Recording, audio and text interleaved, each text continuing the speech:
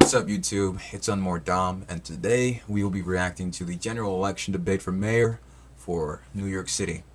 And we're interested in this because I'm from New York, of course, and I felt it my duty to become a bit more educated on exactly who I can potentially help vote in for mayor. And there's a lot of debate about Mondani, Cuomo, and whoever is about to be elected. So let's get right into it.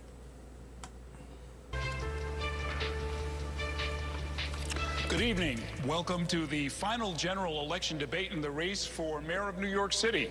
I'm Errol Lewis, political anchor here at Spectrum News New York 1, and we're coming to you live from the LaGuardia Performing Arts Center at LaGuardia Community College in Queens. Over the next 90 minutes, you're going to hear from the leading mayoral candidates about the LaGuardia Community College. Look at you setting this shit up. That's a community college. I've heard of it. It's, the places you go to when you maybe don't have the money to go to a state school, or even you're not sure if you want to go all 4 years. Yeah, shout out LaGuardia. biggest issues in They also have a big airport. I heard it recently got remodeled. It looks cool. People used to hate on it, but now I think they don't. New York, including the cost of living, the education crisis, and public safety. I'm joined tonight by Katie Honan of the news organization The City and Brian Lehrer of WNYC Radio and Gothamist. Tonight's debate is... Actually, let me pause this real quick. Oh God, worst streamer ever. Don't mind me, just ba ba da ba ba da da ba ba. Where's OBS? BRB, even though I won't be right back. I'm just changing something up real quick. Da da da. Ba ba ba ba da da. Let's change the title. Acting to world debates.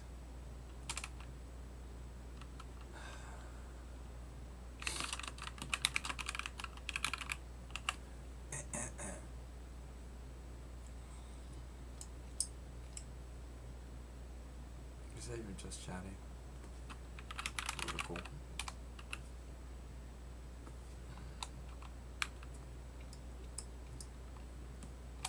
I guess it's just chatting.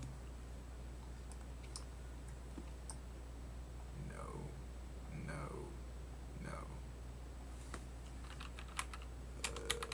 Politics. My mother told me never to get into politics.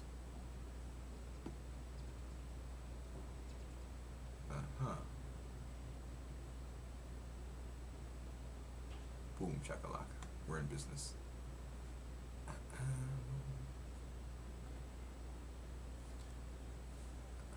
Let's go back. And full screen. Actually, I want to see full screen. Stop! Don't show my face!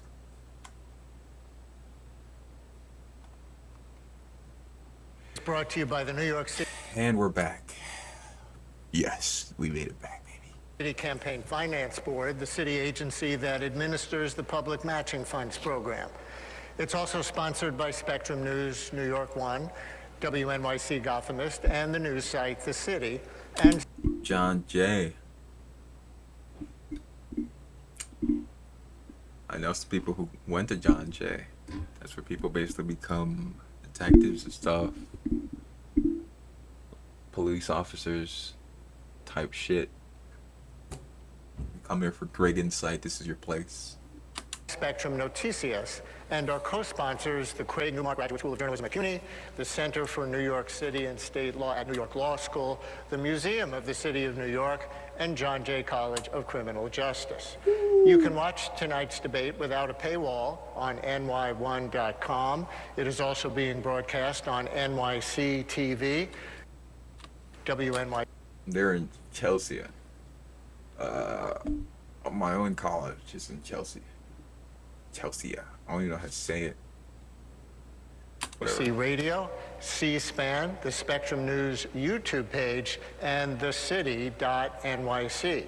It's in Spanish on Spectrum Noticias and YouTube. The candidates joining us tonight have met a fundraising threshold established by the Campaign Finance Board.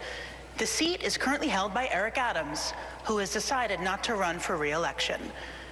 In alphabetical order, Andrew Cuomo is a former governor of New York running on an independent line. Zohran Mamdani is the Democratic nominee, representing parts of Queens in the State Assembly since 2021. And Curtis Sliwa. I'm from Queens. What's up, Queens? Queens, baby. I don't actually go outside, but Queens Is the Republican nominee and the founder of the Guardian Angels. Now for the rules. the Guardian Angels. You know, the people who patrol the streets because the cops wasn't doing a good enough job. The Guardian Angels. They'll be your Guardian Angels when a criminal comes on board and they kick his motherfucking ass. They're Guardian Angels. Guarding you and the people coming to a city near you dressed in some cool leather jackets. Maybe with a pocket knife or a baton. Smack them upside the head. Don't give up. The rules you see on your screen right now have been agreed to by all of the candidates. Each candidate will deliver an opening statement of up to 45 seconds, and then answers to our questions will generally be limited to 60 seconds with a chance for rebuttals. Candidates will have an opportunity to ask one opponent one question in our cross-examination round. So let's begin. This will be the last time all three candidates will be together on stage. Nice black man with some nice nerdy shades. Not shades, glasses. I stand corrected. Nice black man, bald head. You know, very safe of them to choose this man. The next mayor. Nice tie, good skin, good representative of the race. But fuck it. Screw it. It's not about race, man. It's about character of skin. This guy will be a great moderator, I'm sure. Will be sworn into office 71 days from now on January 1st, 2026. He will inherit a city with an affordability crisis, a tense relationship with the federal government, and millions of New Yorkers who very likely did not support him. Let's begin our debate with your opening statements to viewers. You have 45 seconds. The order was determined by a random drawing on live television this morning, and we'll begin with Curtis Sliwa. Good evening. Thank you. It's us versus them. It's us versus the insiders and the billionaires. It's us versus Cuomo. It's us versus Zohran. This is a campaign not about power. This is a campaign about you, the people. And I know many of you hardworking New Yorkers, you tell me you've been Hardworking? Don't know about that.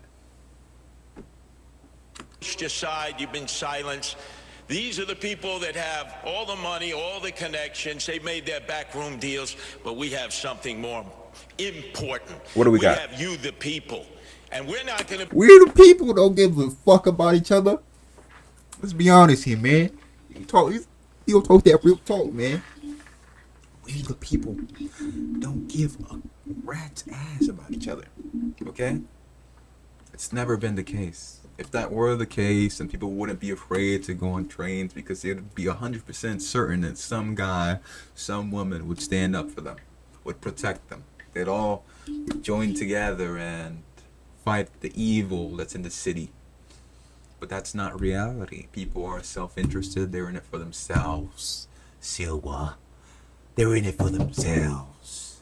That sounds nice. We the people don't give a f about each other. Alright, let me chill. be silenced anymore. We're going to fight. Tonight, I want you to look at the content of my policies, to know that I've served this city for more than 50 years, the city that I love, and I'm going to share with you my vision. 50 years and he still has hair. I gotta give it to him. To make New York City safer again, to make New York City more affordable again, and where everybody once again can live the American dream. American dream. Thank you. What is Next the is American Andrew dream? Cuomo. Good evening. What is the American dream? Let's be honest. What is the American dream? The American dream is a nice suburban household with a vehicle, a wife, 2 kids. That's the American dream. With the average household being sold at approximately 412 grand or something along those lines. I recently looked it up. And the average new car being sold at around 50K, and the average wife being purchased at about $1 million a year. Just kidding. Just kidding. Let's just say it's not very affordable to live the American dream. But whatever. He wants to bring us back there. It's possible right now if you make a lot of money or you move to a very low cost of living state. Thank you. Good evening. I think I should stop pausing right now. This is going to be forever. New York's first thank you to the moderators. Thank you all for being here. And go Knicks, go Knicks, go Knicks. I hope we get an update on the score. Knicks are a good team New this York year. is the greatest city on the globe. But You gotta get the people about sports, bro. Sports. People care about sports. They got all the eyes on them. They get paid like $1 bajillion a year to play sports. That's why. To distract the masses. Kidding. we are at a pivotal moment. And the voters are going to have to decide in this election what candidate has the plan to save the city and what candidate can get it done, not just talk about it. Okay, to preface, what I know about Andrew Cuomo. Andrew Cuomo was, he was ousted, I believe, because he used to touch people inappropriately. And he would say things that was like deemed sexual harassment. Something along those lines, but it was bad. And they kicked his ass out. And he's back again. People don't like him because apparently, because of those events, he's now considered a scumbag. Objectively. Because of what he did to women or what have you. I'm not too certain on the facts, but that's how I know of him. And COVID. But whatever. Main opponent has no new ideas. He has no new plan. It's Bill de Blasio rehash, and we know how that turned out. He's never run anything, managed anything. He's never had a real job. I will hire 5,000 new police. BRB. God damn it. Shit keeps coming up.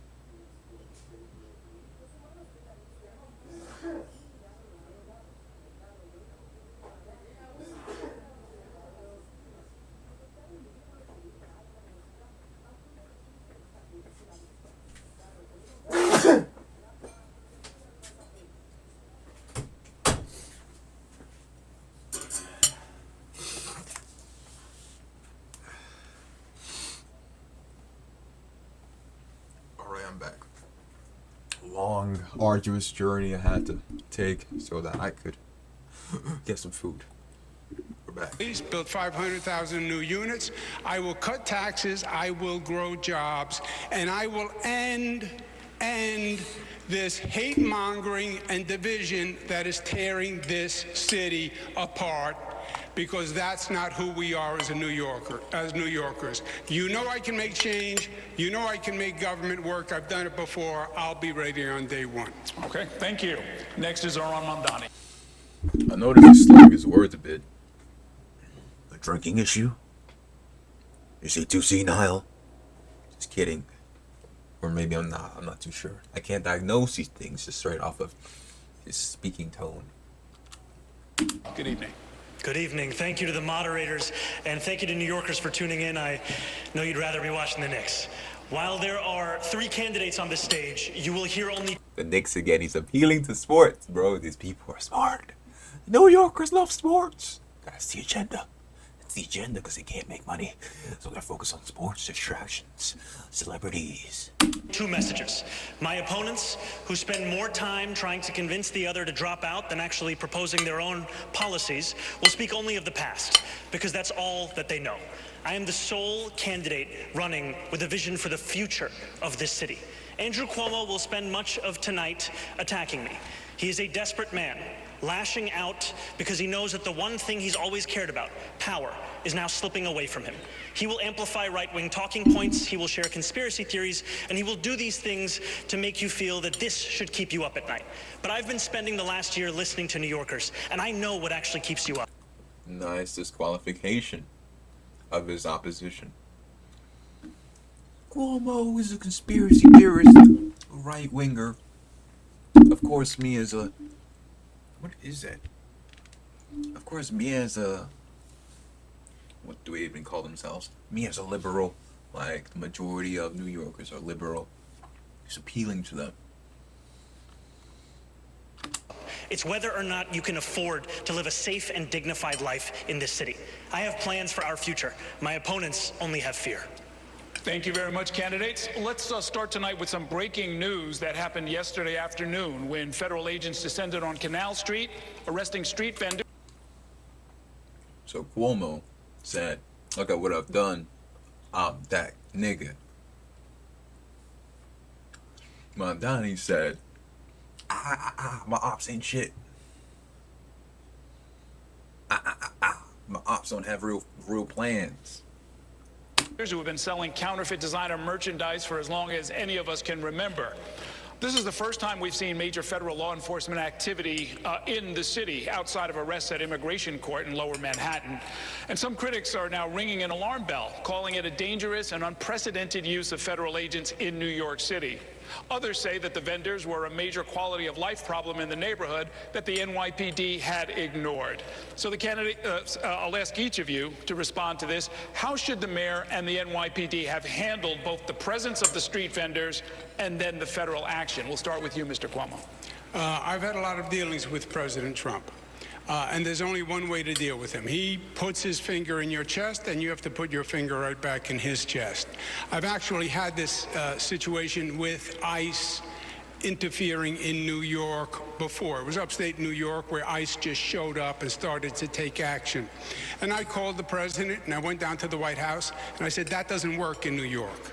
You don't send ICE in without coordinating with our police.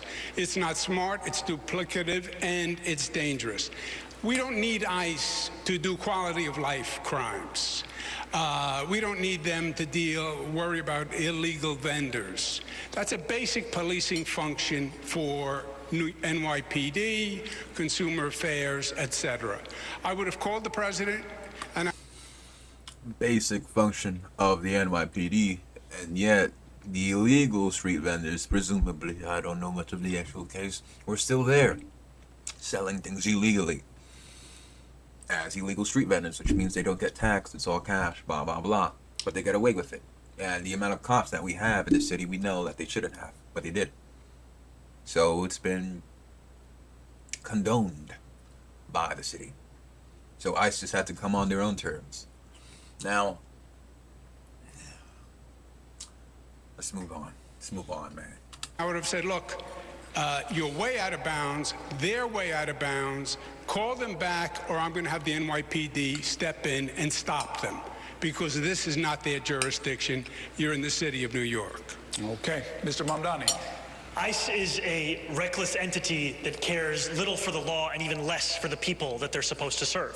What we need to be doing here in our city is to end the chapter of collaboration between City Hall and the federal government, which we've seen under Mayor Adams. What we need to do is actually pass the street vending reform bills that have been in the city council, some of which that this mayor has actually overridden. That's an example of how we can both protect street vendors, ensure quality of life, and leave no stone unturned in delivering for the people of this city, as opposed to working with a president who is looking to declare war on those same people. Mr. Sliwa. Unlike both of my adversaries, I've patrolled that area many times, Church and Canal. And as you said, Errol, that activity has been going on for a long time. Selling the knockoff, sometimes stolen contraband by a series of people. The local 5th Precinct, they make arrests when they have obviously cause to do so, and they complain that they have to release them because of no cash bail, of which both of my adversaries are in favor of and I'm not. The feds should not have stepped into this situation. There is not communication between the local authorities and the feds. This is a matter that should have been left up to the NYPD. But we can't tolerate citizens attacking our federal law enforcement forces in the street because then that will just lead to anarchy. Let me ask a... So Silva was the most conservative of these two, at least in that take. Both of them are basically like, ICE is terrible. ICE is overstepping. But Cuomo was like, hey, if you want to overstep, you should at least do it with my knowing and my help. My help being his use and coordination with the NYPD and Trump and ICE. Meanwhile, Mamdani was like, nah, get these niggas out of here. These niggas is a stain on society, bringing down rightful vendors just trying to make a living. Moving on. Related question. President Trump has been commenting on this race and all of you on a regular basis. He's been less than glowing when talking about each of you, especially you, Mr. Mamdani. I'd like you each to describe whatever combination of defiance, diplomacy, and cooperation you will use as mayor if President Trump continues to increase the federal government's role in the affairs of our city while also threatening to decrease funding. Start with you this time, Mr. Sliwa. Well, my adversaries have decided to bump chests with President Trump to prove who's more macho. You can't beat Trump. He holds most of the cards. He's already cut. I like this approach here. Mamdani, Cuomo both went a big Trump. Say, hey man, I'm in charge of this city. Silva says, hey bro, just take a knee. Federal funding for Medicaid, for the SNAP program, and it's threatening to cut funds for NYCHA. So if you're all of a sudden going to get adversarial, you're going to lose. And who gets hurt? The people of New York City. With Trump, it's always the art of the deal. You have to go, you have to try to negotiate, whether Smart, I like it. it's with his minions or himself. He'll want you to give in order to get a little bit. But if you immediately act like you're going to take him on, like, you know, it's going to be a one-on-one fight, we're going to lose. All the people in New York City are going to lose. You have to be able to show respect. And I think if you show respect, you'll get respect, and you'll protect the New Yorkers who are so desperately in need of federal funds. What's the good of it? They'll bump chests with Donald Trump. They won't get the money, and then they'll blame Donald Trump. I will negotiate with Donald Trump and try to get the best deal possible for our poor and indigent citizens. Okay, Mr. Cuomo. Okay. Well done. I was not familiar with your game, Mr. Silva. Sliwa. I have no clue what his name is. Yeah, the difference on this question is I've actually lived it and I've done it with President Trump over many years through the most difficult situation that this country has gone through, COVID plus. You're wrong. You're going to have to confront President Trump. He is hyper-aggressive, and he is going to overstep his bounds. And you are going to have to confront him. And you can beat him. I confronted him, and I have beaten him. He was going to quarantine New York during COVID, and I stopped him. He was going to cut aid to federal programs, and I stopped. Nigga, were we not quarantined, bro? Did that not happen? Huh?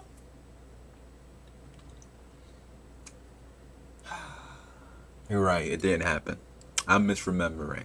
We weren't quarantined like fully locked in houses, trapped for a certain period. I would think that would be inhumane and almost impossible to actually get done. But people were still restricted to their homes, and basically till they couldn't enter restaurants, certain places, gyms, couldn't return to work. So we were essentially quarantined at home. Those who didn't get the vaccine were quarantined by default. Him. But you also want to be in a place where you can cooperate on good things, because we need federal help if we're going to save our city and rebuild our city. President Trump has to respect you.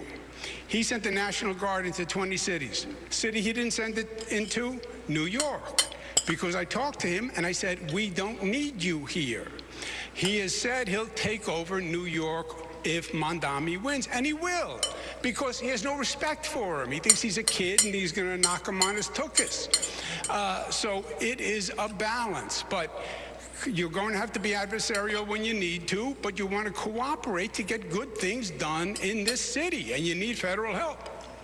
Mondami. We first just heard. Wait, so did he just backpedal? What? Hold on, let me. Cooperate to get good things. You're going to have to be adversarial when you need to, but you want to cooperate to get good things done in this city, and you need federal help. Come on, bro. Come on, bro. He just said, "Whoa, he's gonna bow down to Trump." Blah blah. I noticed. I told Trump, "Fuck off." He didn't let the National Guard come to New York City because I run this bitch. And then he proceeded to follow that by saying, "We need to be adversarial at times, but you have to cooperate with him. You have to cooperate with him." So what is it, brother? What is it, brother? Are you dealing with him? Or can you big dick him like you said you could? Ah!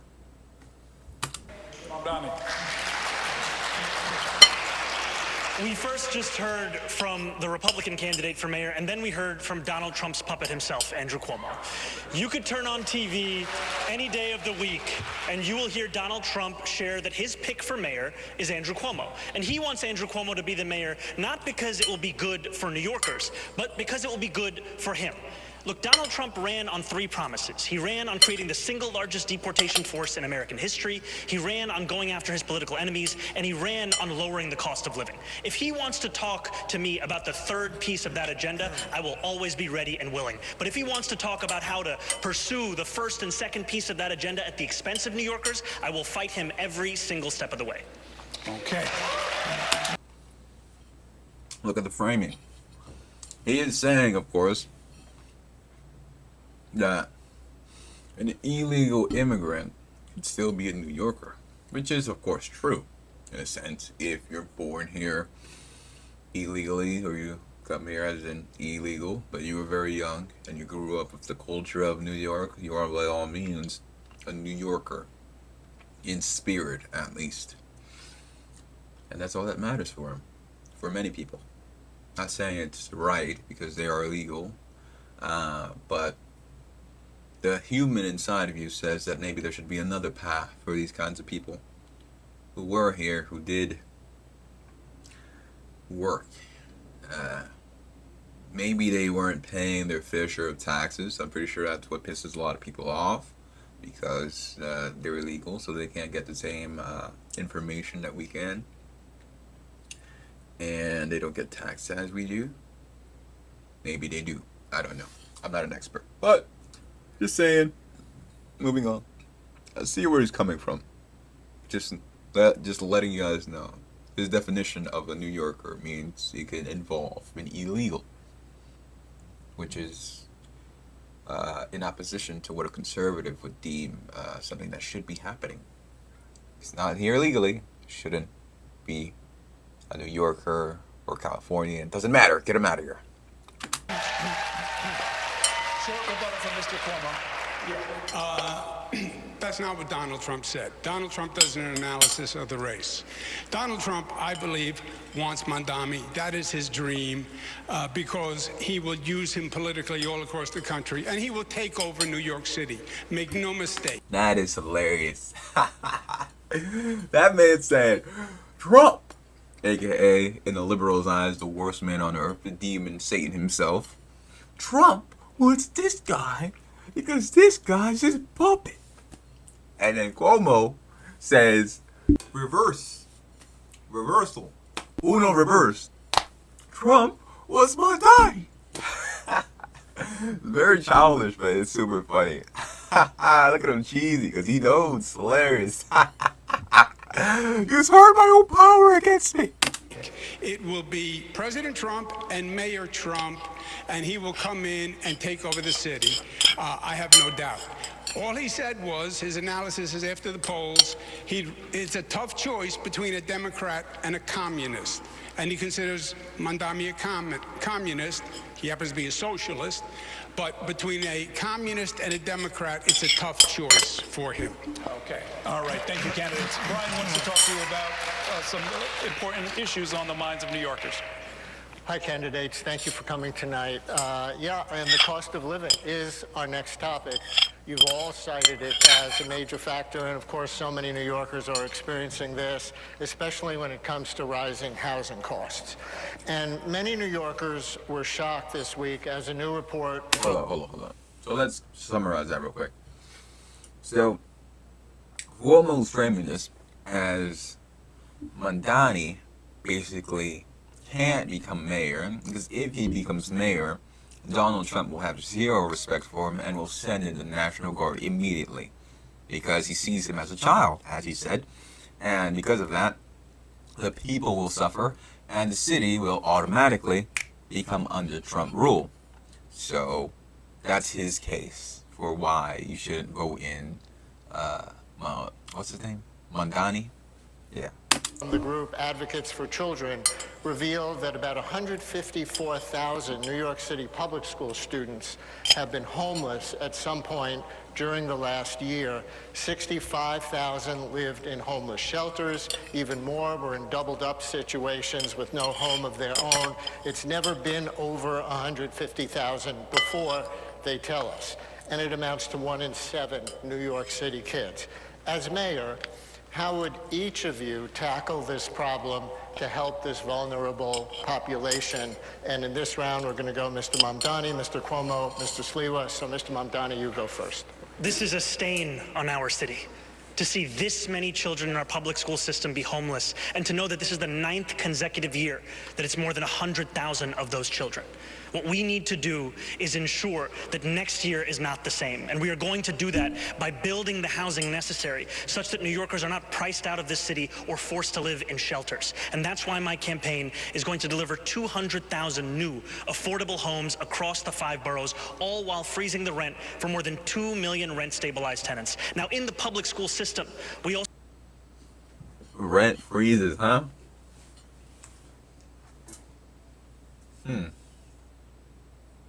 Okay. But that is a lot of kids that are homeless. I had no idea it was that bad. I thought they sent them to like foster care when a kid was homeless. I didn't know kids were just allowed to go to school when they have no home. It's kind of crazy. They're actually forced to go to school because of truancy and stuff like that.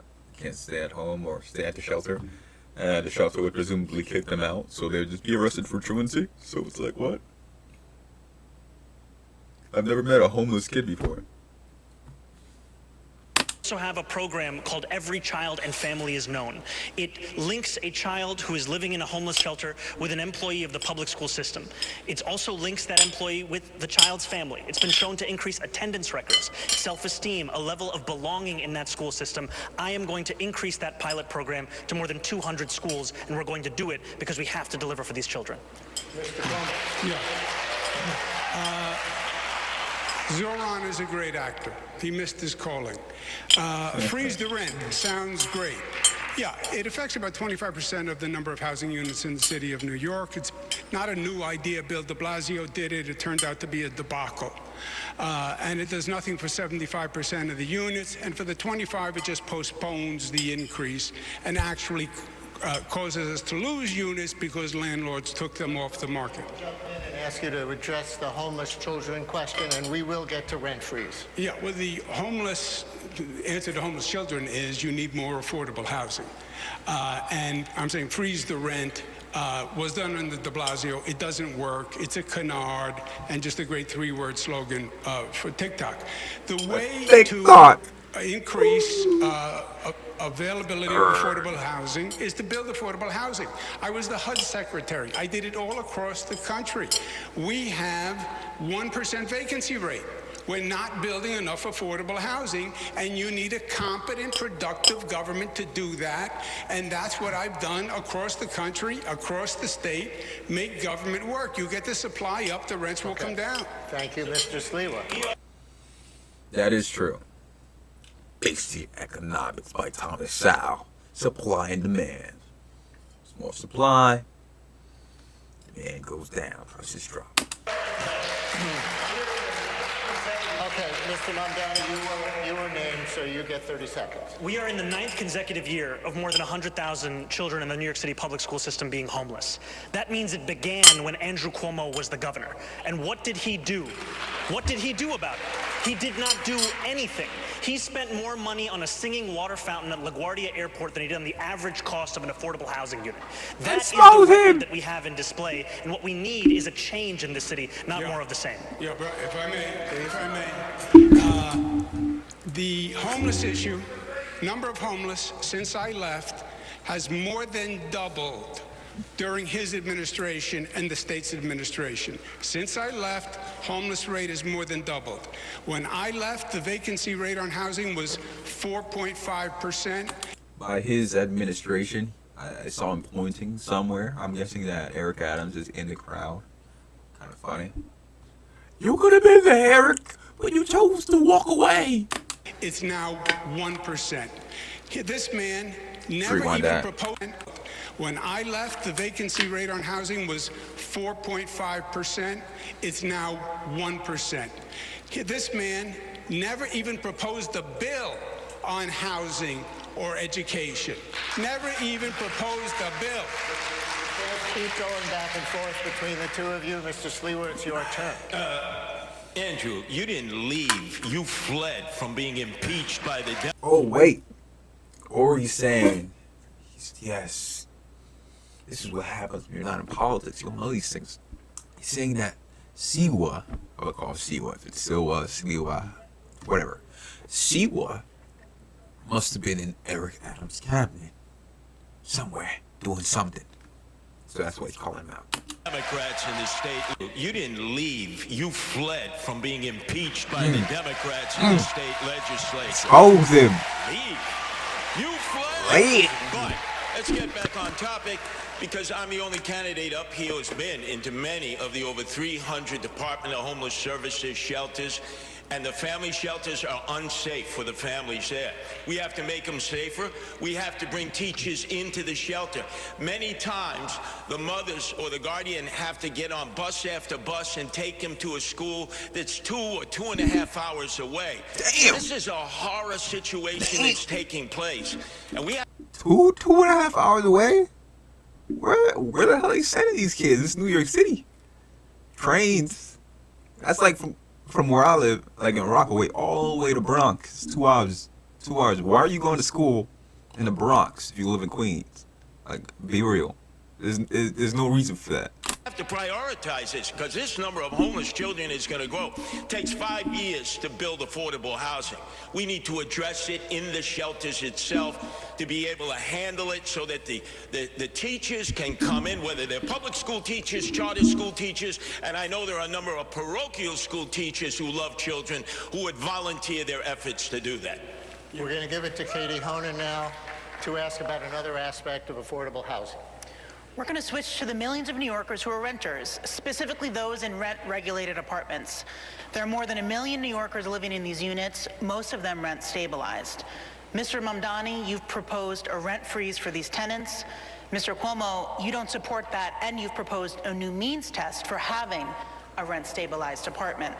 Mr. Mamdani, our question, how can you know in advance what the balance between landlord needs and tenant needs will be in future years? We've seen a lot of inflation in recent years. Haven't small landlords felt that pinch as well? And then we have other questions for the other candidates. You know, we've seen time and again mayors use their power with the Rent Guidelines Board to hike the rent on those same more than 2 million New Yorkers. This same Rent Guidelines Board did a study that found that landlords of those units had seen their profits increase by more than 12%. Their response, hike the rent on rent-stabilized tenants who have a median household income of $60,000. I believe that tenants across our city deserve relief, and I also believe that city government can work to alleviate the pressures for landlords of those units without having to put that burden on those same tenants. It's possible to keep New Yorkers in this city and to help landlords with rising insurance costs, water bills, Con Edison, and a broken property tax system. Thank you. Mr. Sliwa, what's your proposal for helping New Yorkers with the historically high rent? Sounds nice, but all he said was, I believe. That's it. He said, I hope. I believe. It's possible. Burdens in either stabilized or market rate units. Well, the first thing, we have 6,000 empty apartments in NYC. That is a sin. That's what the mayor can control right away. We need to move those families with children in. For those who live in rent-stabilized apartments and have their rent subsidized, Zoran Mandami, we need to make sure that the big realtors, that they have to pay a vacancy tax because they're holding off on those apartments. They're not putting them out into the marketplace because they want to flip the building. Not for the mid-sized landlords or the small landlords. They need the help. And there are a number of people in the outer boroughs. They own a home, they live on the property, they're not absentee landlords, 2, 3, 4 apartments, and they're deciding not to put them in the marketplace when somebody either leaves or dies because they have to deal with tenant-landlord court, which is an absolute nightmare for small landlords. We got to make sure it's a fair playing field so that the tenants are protected, but the landlords are protected so they're not stuck with squatters for 4, 5, or 6 years, which destroys their equity and forces them to leave. Thank you. Yeah, I've heard a lot about New York City being basically one of the worst cities when it comes to tenants, because tenants apparently have all the rights and the landlords are kind of boxed in order in basically options. So good for the small landlord, I guess. Mr. Cuomo, you signed a law in 2019 repealing a means test to live in a rent-stabilized apartment. What's your position now, and what changed in that? The 2019 law was added tenant protections that had never been added before, and protections against tenant evictions. But to answer your question, you cannot, Zoran said, the tenant doesn't have to pay more rent, but we're going to cover the landlord's costs. No, you can't do both, and that's not what happened.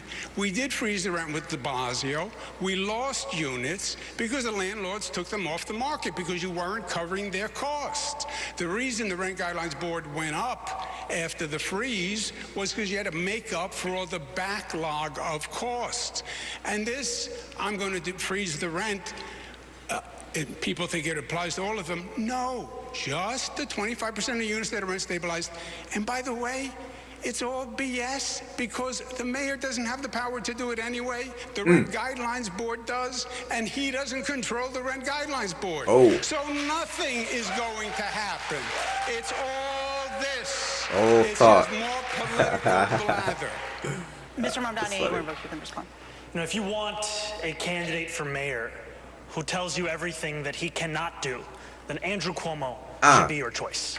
Good comeback. If you want a candidate for mayor who will use every tool at their disposal, including the 9 appointees at the Rent Guidelines Board, all of whom are appointed by the mayor, then I am the candidate for you. We have to go to Errol, sir. I'm Yeah, sorry, you weren't named, so I'm sorry. We're going to go to Errol, talk about development. Eric, my name was invoked. Can I get the rebuttal? Quickly. Okay, quickly. The mayor doesn't appoint the Rent Guidelines Board. He's wrong. They are appointed to a term, and they're on holdovers. And when the term is over, you can appoint. But it takes a number of years to get control. Okay, understood. Candidates, right now we are just blocks away. Good. It's a good point he made. You see, Mamdani was making it out to be like you could just automatically just appoint whoever it is that you wish to appoint, and then they will abide by your directives. But Cuomo was like, nah, fam, been there, done that. There's terms for these people, so sometimes you have terms with some people who are opposed to what you wish to do. Maybe they're more for landlords, and you're just screwed because instead of 9 people in control, having 5 in control to maybe pass something, you have 4, and the other 5 are all against you each time. So you're screwed. So maybe it just has to be luck of the draw. From the site of the Long Island City rezoning plan, which has been under consideration for a decade at this point, and in its latest version would create 15,000 new apartments. That plan, like the recently passed City of Yes 5-borough rezoning, reflects a reality that hundreds of thousands of units, as many as 1 million new units, will be needed in New York City over the next 10 years. What is your plan to get new units built quickly? And the order of this will be Mr. Cuomo, then Mr. Sliwa, then Mr. Mamdani. Yeah, Sliwa said before it takes 5 years to build affordable housing. No, it doesn't. No, it shouldn't. That's an incompetent government. You can actually get competent government and well-managed government. I built LaGuardia Airport, even though he doesn't like it, in 4 years, okay? So don't tell me it takes 5 years to build a housing unit. You have to redo HPD. You have to change the entire organizational structure. You have the zoning, but you have to start hundreds, if not thousands, of sites simultaneously. Private sector developers, partner with not-for-profits, partner with CDCs, use city-owned sites, use air rights, make a deal with the unions. But this has to be the #1 priority. The way I did 2nd Avenue Subway or the Mario Cuomo Bridge or the Kosciuszko Bridge, this project is thousands of housing developments being accelerated, expedited, facilitated at one time. And we need 500,000 units. That's the way you're going to make New York City affordable and still allow the talent to come here. Okay, Mr. Sliwa. Very optimistic of him. Here on the stage I like who is that. opposed to the City of Yes. Both my adversaries are for it. Make sure on Election Day when you turn over your ballot and you have the initiatives, you vote no. And you know how oftentimes I've been accused, how are you going to work with the Democratic-controlled city council? I, Adrian Adams, and the predominant Democrats, including many of them very liberal and progressive, believe no to yes. I have a simple plan. It takes a year. We have 25 Empire State buildings that would be empty and just have office space. It'll never He said it takes a year. be used because business doesn't operate the way it used to. Retrofit them to affordable apartments. Most are in Manhattan. The infrastructure is there. You set up a partnership with developers. It'll put men and women to work, and you'll get your affordable apartments a lot quicker and not be a burden to the outer boroughs and the residential communities because you're in the back pockets, Andrew, of the developers who wine, dined, and pocket lined you. Let me ask you a follow-up on that, Mr. Okay, so basically he's saying He's fighting for the residential people who don't want he's fighting for the NIMBYs, the not in my backyard people, who basically don't want large construction occurring in their neighborhoods or near them, which will ruin the look of their town because of zoning, stuff like that. So, you know, we have zoning, there's like a residential area, there's an industrial area and stuff like that. So you basically don't come across these things when you're walking past. If you're seeing houses, you'll probably continue to see houses.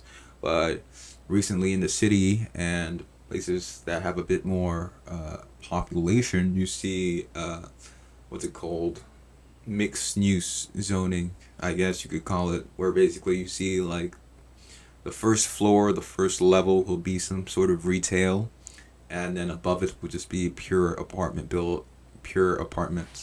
So that's what people don't want when it comes to their neighborhoods, because their property values may be affected and stuff like that. So they're all very worried.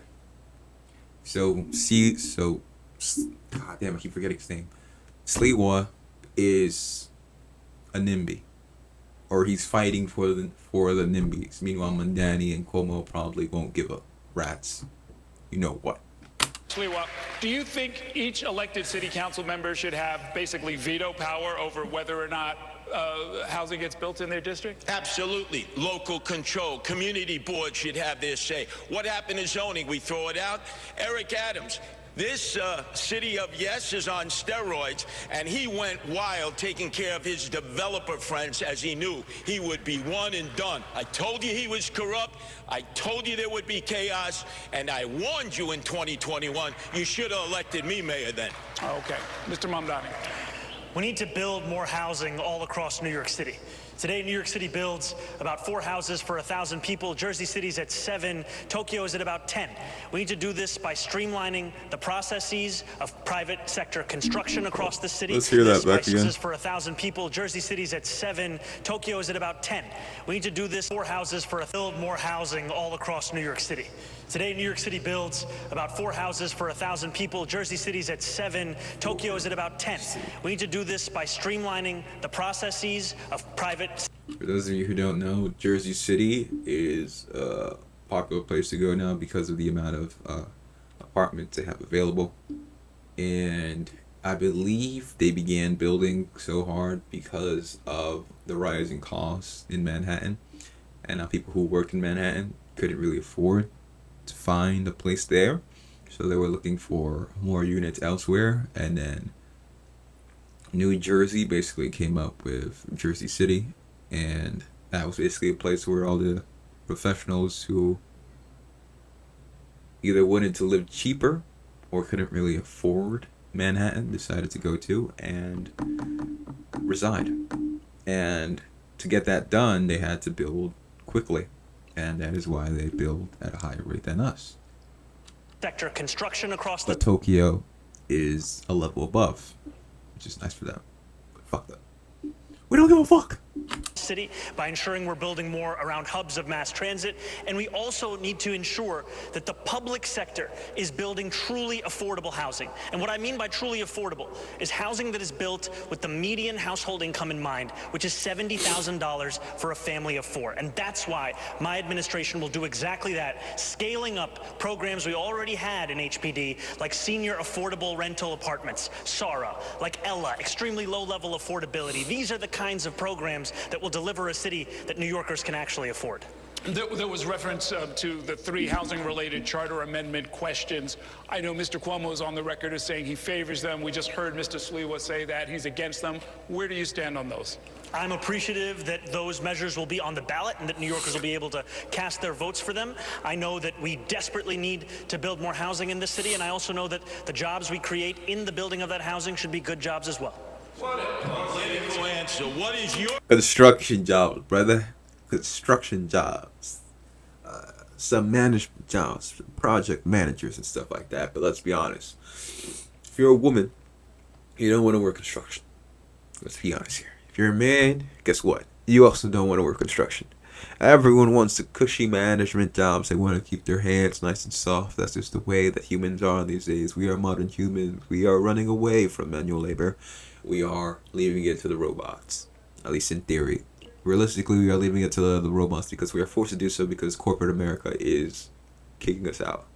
But we also don't want to do these things. You see, it's a real dilemma. Your opinion, Zoran. Come on.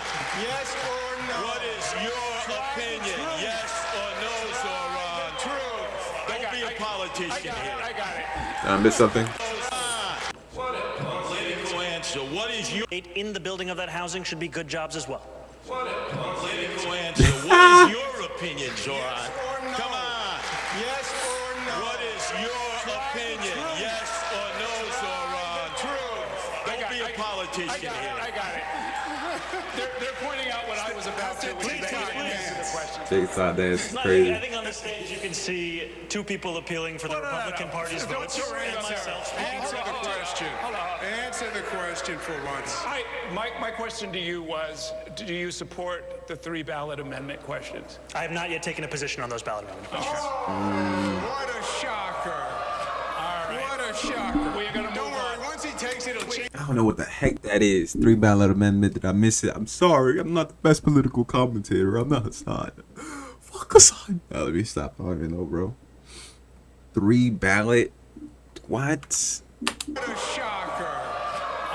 Taking a position on those ballot amendment questions. Do you support the 3 ballot amendment questions? 3 I have ballot not yet taken a amendment. position on those ballot amendment questions. What a shocker. All right. What a shocker. We're gonna Don't move worry, on. once he takes it, it'll change it anyway. We're going to move it on. We're going to move on.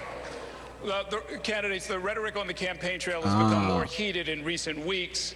We have reached a point where So the 3 ballot proposals basically are 3 things that are pushed forward in hopes to change the affordable housing approval process. So how you get approved for these things. And some people are against it, some people are for it. They're controversial, apparently. And I'm not sure what the other 2 believe about the 3 ballots. Jeez, and I feel like rewatching it more. Fuck it, let's move on.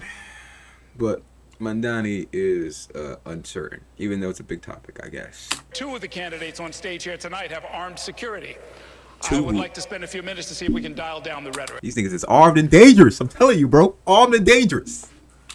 Mr. Mamdani, some Jewish New Yorkers continue to say that your comments on Israel and the war in Gaza leave them feeling unsafe and concerned about their future in our city.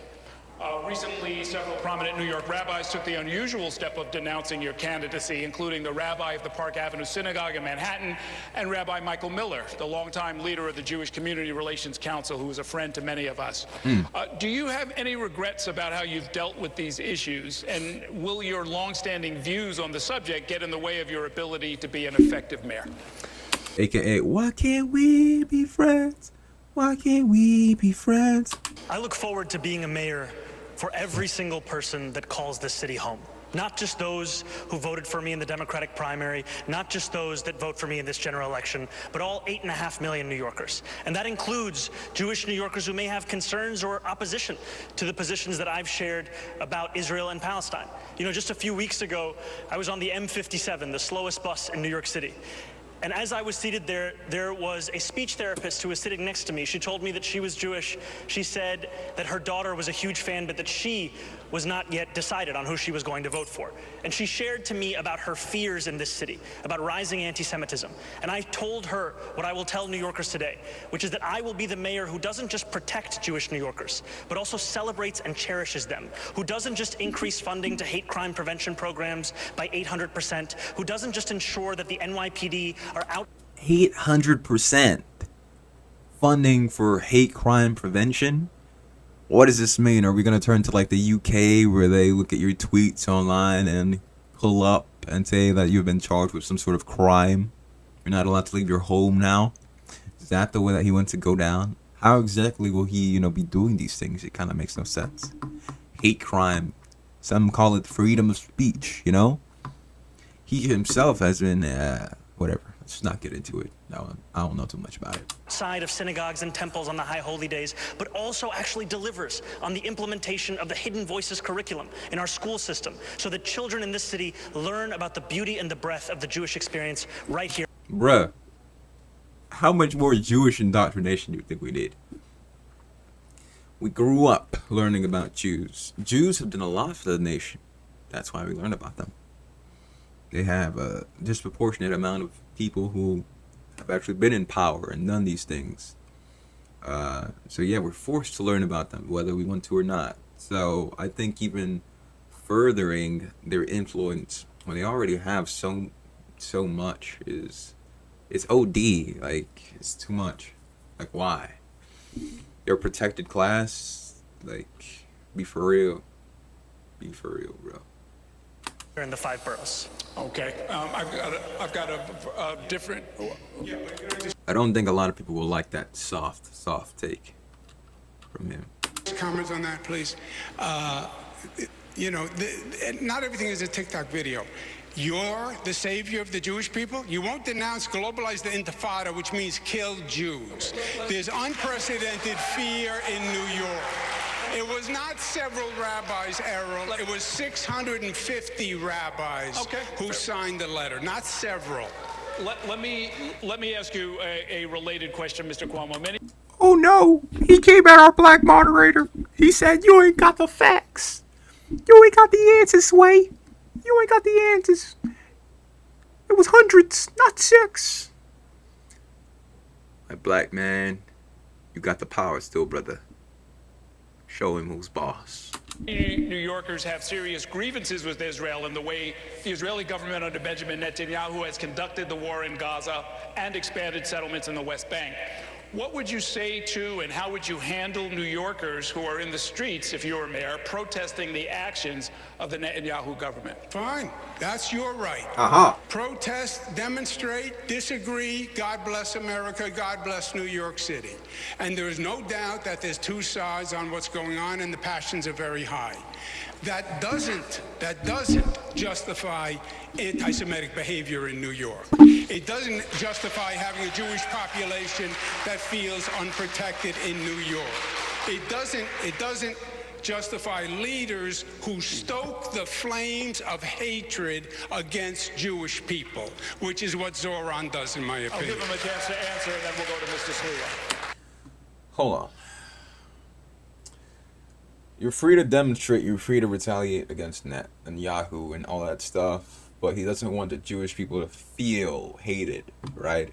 That's what he doesn't want. But in reality, if you have free speech, then whether you feel hated or not doesn't really matter, because guess what? There are thousands upon thousands of white people who hate on blacks and make them feel hated every day. But you don't see black people out here complaining about it. There are people who hate on Asians for stereotypes, and so on and so forth. It happens to everyone. At some point, every race might feel hated. When it was trending, it was Stop Asian Hate, when Asians were getting, beat up, supposedly. I'm not too sure how factual that whole thing was, but the debacle occurred on social media and it gained steam. And of course, just like it's occurring with Jewish information, we are finding things out about Jews and Zionists in particular, which really rub people the wrong way. And if some of the majority will always feel a desire to hate more so than the next person, but that is human nature. And saying that we must stop people from being hated, I think, is antithetical to free speech. Because so what? You get hated. Overcome it. Deal with these people. Talk with them on the street. Change their point of view. But having it come from top down, I don't think is really the way to do it. It makes the people of New York City who aren't Jews feel that much more alienated. Like, come on, bro. Let us figure this out. You're treating them like children and you're telling them what to think. That's not right. I've heard from Jewish New Yorkers about their fears about anti-Semitism in this city. And what they deserve is a leader who takes it seriously, who roots it out of these 5 boroughs, not one who weaponizes it as a means by which to score political points on a debate stage. Mr. Speaker. They're all doing it. They're all trying to score points with the Jewish. Come on, man. Come on, man. Excuse me, Mr. Cuomo, it's my turn, all right? It's like 2 kids in a schoolyard. Yeah, I heard you on the radio this morning. Zoran, this is personal for me. I know you are under threat. The mother of my 2 youngest sons who are raised Jewish, Melinda Katz, is prosecuting this person who came up and tried to do you harm. Raised Jewish, brother. All these anti-Semitism people just can't win, bro. They can't win. I'm not even anti-Semitic. My bitch is... Alright, let me stop. How can I be anti-Semitic? My friend is a Jew. I'm kidding, man. I'm kidding. Let me kid, bro. But let me speak on behalf of my 2 sons. When they've heard some of the statements you've made, like in support of global jihad... If you didn't know, the Jewish bloodline goes through the mother, apparently. So, his 2 sons are Jews because he married a Jewish woman. He's sold out. And I hear some people out there saying the Jews, their time is due, which means the same thing. They're frightened, they're scared. They view you as the arsonist who fanned the flames of anti-Semitism. They cannot suddenly accept the fact that you're coming in like a firefighter and you're going to put out these flames. You've got a lot of explaining to do, a lot of apologizing to do. My sons are afraid. Their family, their friends, many in the Jewish community are concerned if you become mayor because they don't think when anti-Semitism rears its ugly head, which it's now doing more than ever before, that you will have the ability to come in and put out those flames of hate. Okay, yeah, so you can... I have seen many people saying that they believe that Mandani is basically synonymous with Sharia law. Sharia law is basically the code of conduct, the code of law, I guess you could say, for the Muslim people in a conservative nation. I guess those rules would be applied. But how I see it, Mandani is so far from a proper Muslim, it's ridiculous. No proper Muslim would be as soft on the Jews as he is. No proper Muslim would be condoning the things that he is when it comes to the LGBTQ and stuff like that. So this fear that they have, I believe, is unwarranted. I think there is room for disagreement on many positions and many policies, but I also want to correct the record. I have never, not once, spoken in support of global jihad. That is not something that I have said, and that continues to be ascribed to me, and frankly, I think much of it has to do with the fact that I am the first Muslim candidate to be on the precipice of winning this election. Now, all the same, Curtis. What is global jihad? Global jihad, as I know it, is murder done for God, I guess. And global jihad would be murder all across the globe done for God. I've heard people saying, Muslims specifically, that they come basically to invade a nation and basically spread Islam, and how they take over a country is through influence. So sort of like every other great power who has come to be, they influence the people around them, and their power spreads and grows, and eventually what used to be the power is overthrown. Scary, but I don't think they're going straight for blood like people may think. I do want to be the mayor that will keep your sons safe, that will keep every single New Yorker safe, and it is my job to not only deliver on that commitment, but also to ensure that New Yorkers feel it every single day that they live in this city. Okay, again, Ryan's going to take us into the next section. I'm Thank sick. you, Earl. And the next section is some individual... Irby, gotta close my window. Oh, man.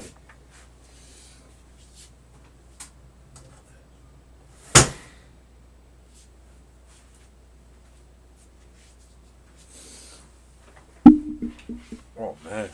4 sneezes and I'm crying, bruh.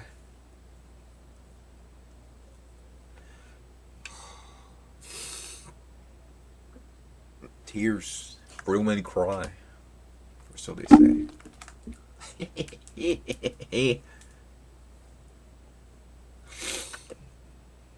You ain't see me cry. Real men don't cry.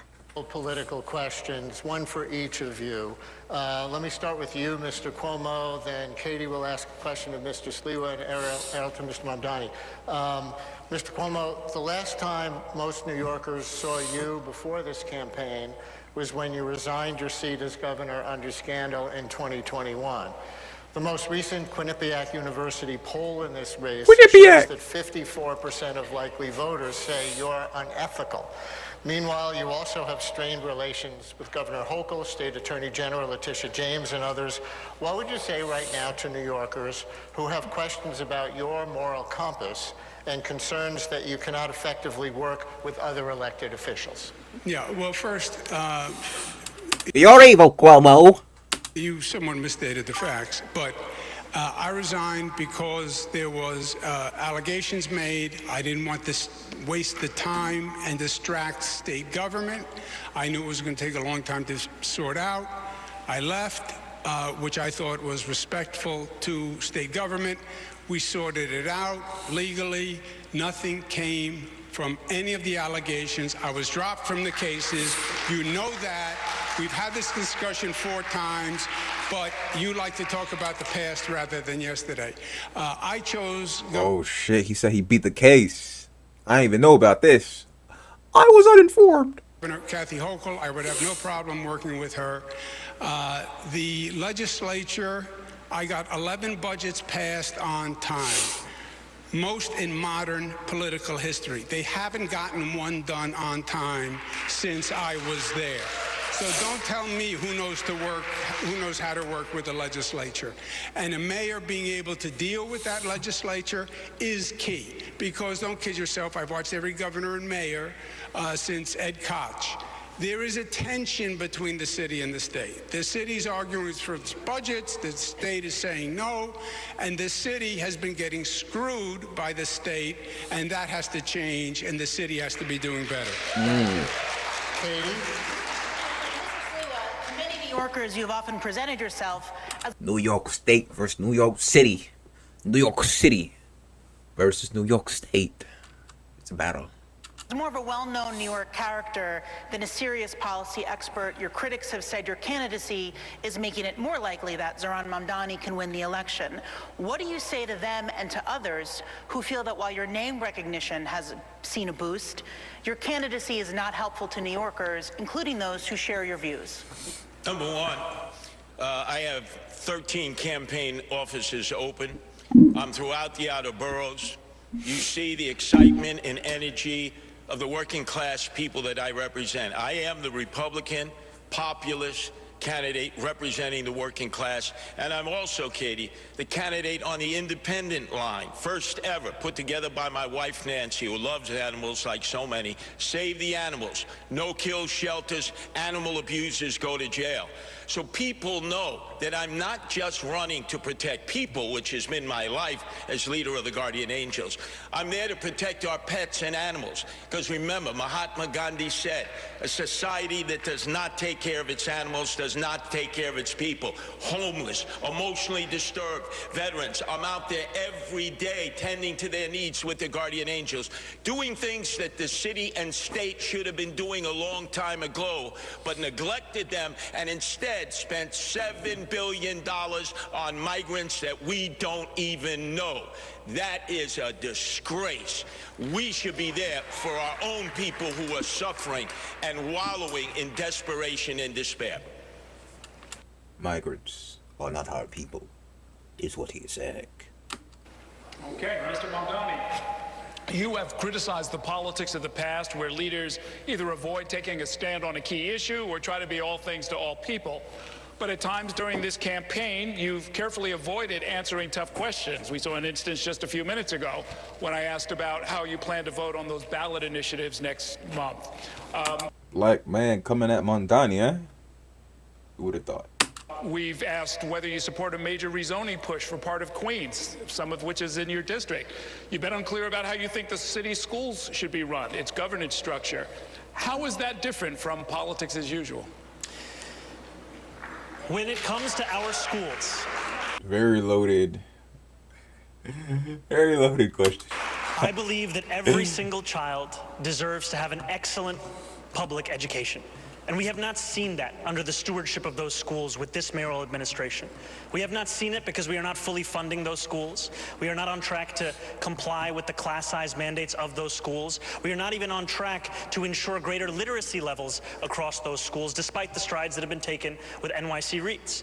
When it comes to rezoning, I've been very clear that I will always celebrate the addition of additional housing units across the city. I also believe that Gantry State Park and Queensbridge Park should be one contiguous park. Those are things that one can believe at the same time. And my critiques of the politics of the past is right here on this stage. You can see in Andrew Cuomo someone who had 10 years to deliver on so much of what he's spoken about. He says that taking 5 years to build affordable housing is the sign of an incompetent government. By his own words, that means he must have led an incompetent government. That is what we are seeing, because that is the record that is actually on offer.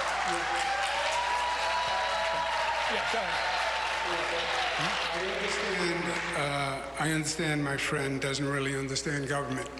The governor doesn't build housing in New York City. Not if it's you. No, legally, there are jurisdictions. The governor doesn't pick up trash. He doesn't run the fire department. That's what the mayor does. The mayor builds housing. The state allocates funding for localities. And I allocated more funding for housing than any governor in the history of the state of New York. Oh. All right? I did things. You have never had a job. You've never accomplished anything. There's no reason to believe you have any merit or qualification for 8.5 million lives. You don't know He's never had a job? That can't be true. That's impossible. how to run a government. You don't know how to handle an emergency. And you've literally never proposed a bill on anything that you're now talking about in your campaign. You had the worst attendance record in the assembly. And you gave yourselves the highest raise in the United States of America. You went from $110,000 to $140,000, and then you never showed up for work, and you missed 80% of the votes. Shame on you. Shame on you. Damn. He's saying you skipped class. He skipped class. Still got straight A's because he paid off the teachers. Basically. And he got away with it. Now, it is always a pleasure to hear Andrew Cuomo create his own facts at every debate stage. Yeah. We just had... Or the teachers paid him. The teachers paid him because he was that nigga. He was so good, they paid him to skip school. Just come for tests. Just come for tests. We got you, bro. And they covered him because he's that nigga. That's crazy. A former governor say in his own words that the city has been getting screwed by the state. Who was leading the state? It was you. Governor Hochul. You were leading the state for Governor 10 years, Hochul. screwing this city. No. You cut You homelessness as a legislator, funding. You cut funding for the you MTA. as a You did all of these things, my That's friend. the That's past you. 4 years. It's the past 4 years. Okay, guys, I didn't want to have to do this, but you understand how this works. You can't talk over each other. Nothing works if you do that. I believe we've heard your response. I wanted to give you a quick word, and then we're going to move on. I heard the both of them again fighting like kids in the schoolyard. Zoran, your resume could fit on a cocktail napkin. And Andrew, your I'm laughing, but my resume ain't shit either. So I'd be cooked going for something, bro. They would flame me so fast. You were in student government.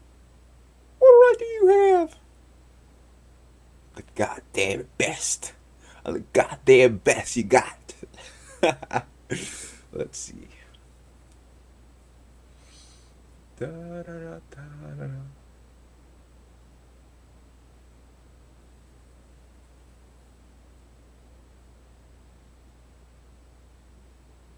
Oh. Hochul replaced Cuomo. I remember that. He was our governor. Yes. I confuse these things. Cuomo was never our mayor, I'm pretty sure. Let's see. NYC mayoral history.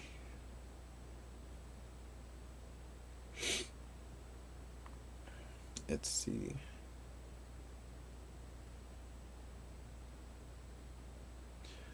Rudy Giuliani, Bloomberg, Bill de Blasio.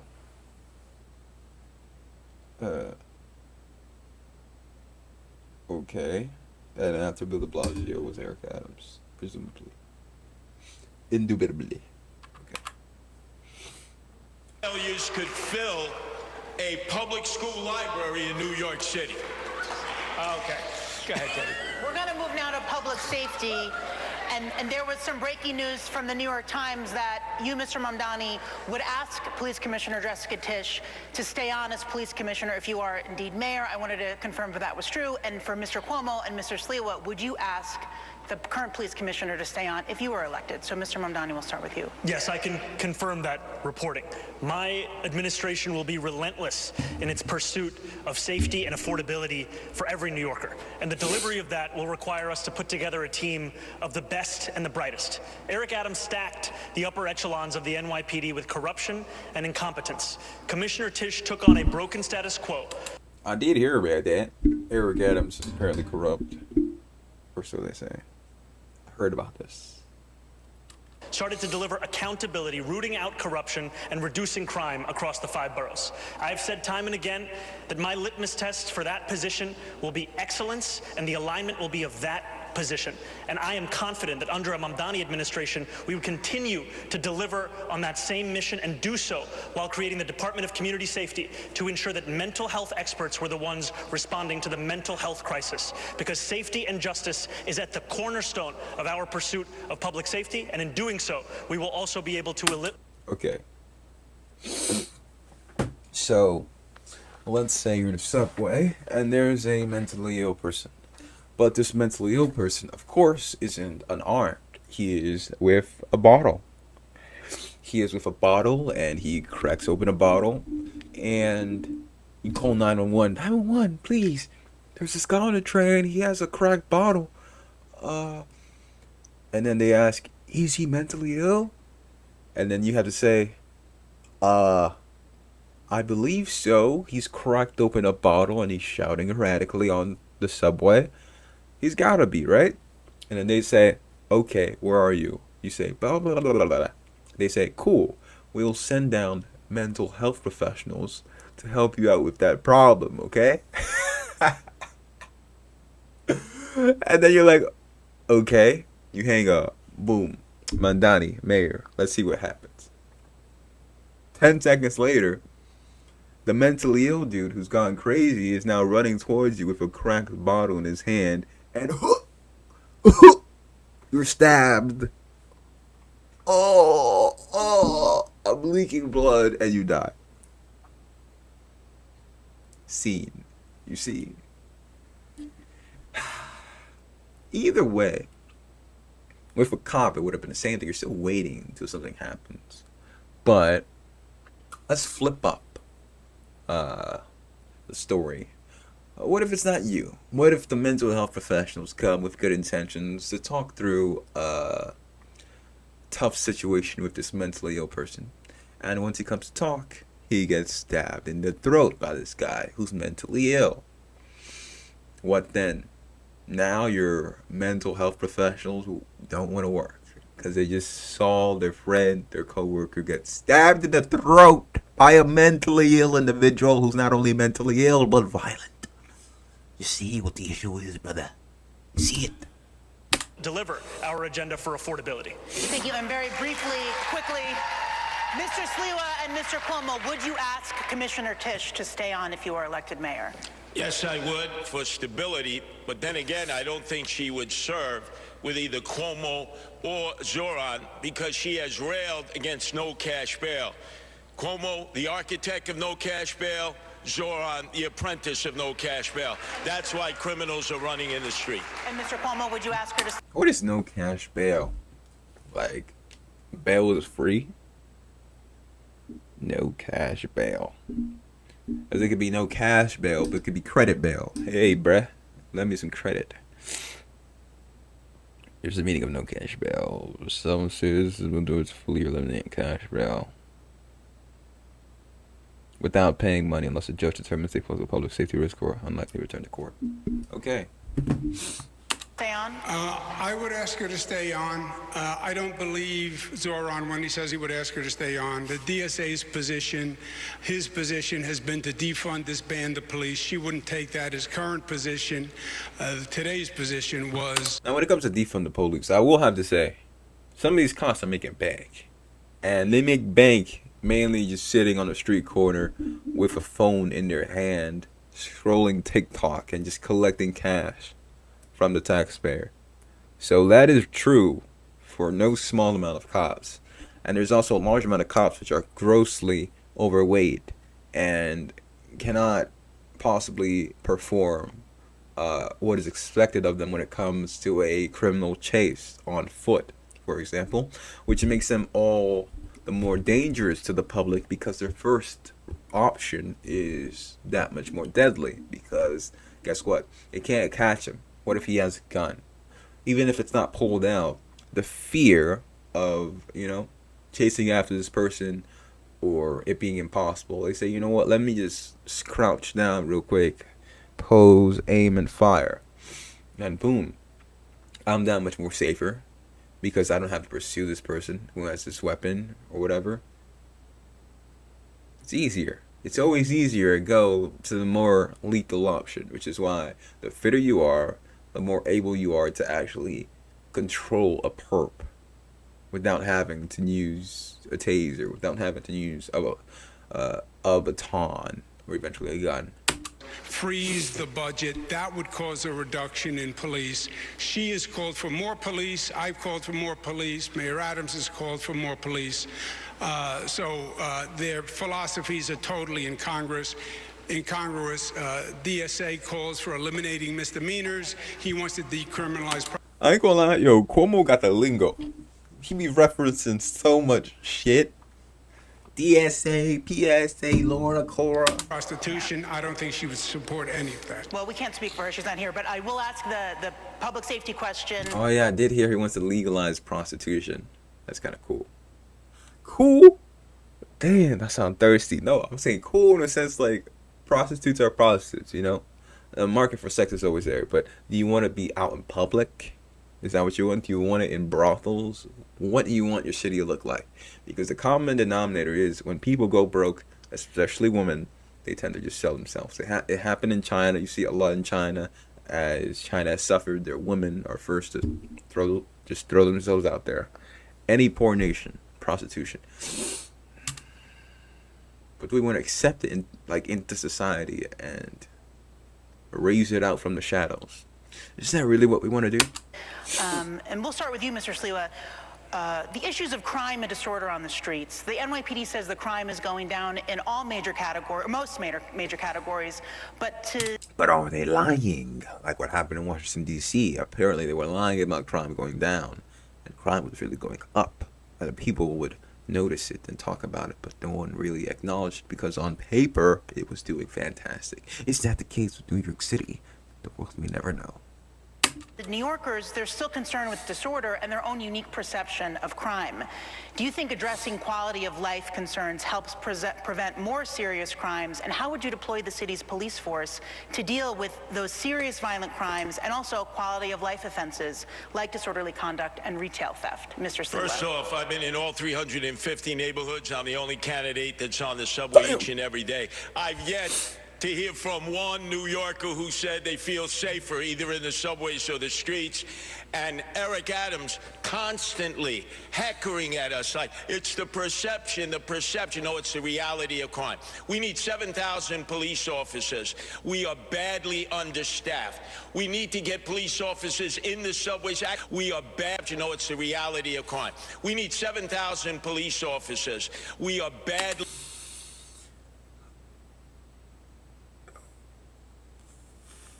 In my opinion, perception is a big deal though, because chances that you will actually get mugged or have someone perform battery upon you, aka hit you or hurt you in some kind of way, assault is a lot more likely, where you see like a random mentally ill person and they start shouting or trying to intimidate you. That is a lot more common in the subway than you may think. Hasn't happened to me too many times, but it has happened to me a good handful of times. So I'll definitely admit that. But on the other hand, this idea that you go into the subway and you'll be slashed across the face, you will be pushed onto the tracks, you will be jumped by a group of hoodlums is all fabricated nonsense. And it is pushed because of social media and the fact that everyone does have phones. So because they have phones, they record these events, and these events propagate all through and proliferate all throughout social media, thereby greatening the fear that the average person feels when it comes to their relationship with the subway, because they think subway, they think video crime, they think victim, me, the victim, and so on and so forth. Understaffed. We need to get police officers in the subways actually patrolling the moving cars where people are most threatened and most frightened. And we need to bring back the homeless outreach unit that was disbanded when de Blasio took a... That is true. You could have cops patrol that actual subway, like walking up and down the subway cars. But here's the thing. Never mind. There is no objection I have. But it would be easier for the police to actually do this if they got the new subway cars, which are supposed to be coming out, where basically the cars are all interconnected. So you don't actually have to open up a door and walk through. So in case there was something going on one end of the train, just a shout to a cop or an officer who is on that train would get you immediate relief from the perp or the situation at hand, and the disorderly conduct which would be occurring or the crime would be fixed, presumably, if the cop is competent at their job. Hopefully you're not some obese woman who takes 20 seconds to run from one end of the train to the other, and when they get there they have no other recourse but to shoot their gun and potentially injure other New Yorkers for no good reason because of fear and their inability to actually stop a perp with their bare hands or other means. Just not as lethal. You know what I mean? $1 billion out of the budget. These were men and women expanded when de Blasio took $1 billion out of the budget. These were men and women police officers who already had with them medical nurses and healthcare practitioners, but it was de Blasio who abolished it, and they've been talking about bringing something back ever since, but they never do it. Because I'm out there in the subways every day and I never see it. And when I'm mayor, it gets done on day one. The homeless outreach unit is put back into the NYPD. Thank you. Mr. Mamdani. You know, when I hear from New Yorkers of where they feel least safe, they will often tell me the subway system. And when they explain those moments to me, what they are often explaining is a mental health crisis in our city and a crisis of homelessness that has only continued to grow. And that is why, at the heart of our public safety agenda, is a groundbreaking proposal to not only reduce crime, but address these very moments of unease for New Yorkers across the 5 boroughs by creating a Department of Community Safety that will be focused on the mental health crisis, focused on homelessness, and will ensure that police officers can focus on serious crimes. Because in 2020, the response time for those officers was less than 11 minutes. Today, it's closer to 16 minutes. And that's because every year, they are now responding to 200,000 mental health calls, when those are calls that could by and large be taken by experts trained on responding to that very crisis. Thank you. Mr. Cuomo. Good little argument. The answer is always a new government agency. It's manage the system. For us, that response time is crazy. I ain't gonna lie. Manage the public safety system. We know how to do this. Mayor David Dinkins did it when we had a real crime problem. Hire more police officers. Of course, you have to deal with the mentally ill. Of course, that requires mental health specialists with police, because the situation can be dangerous.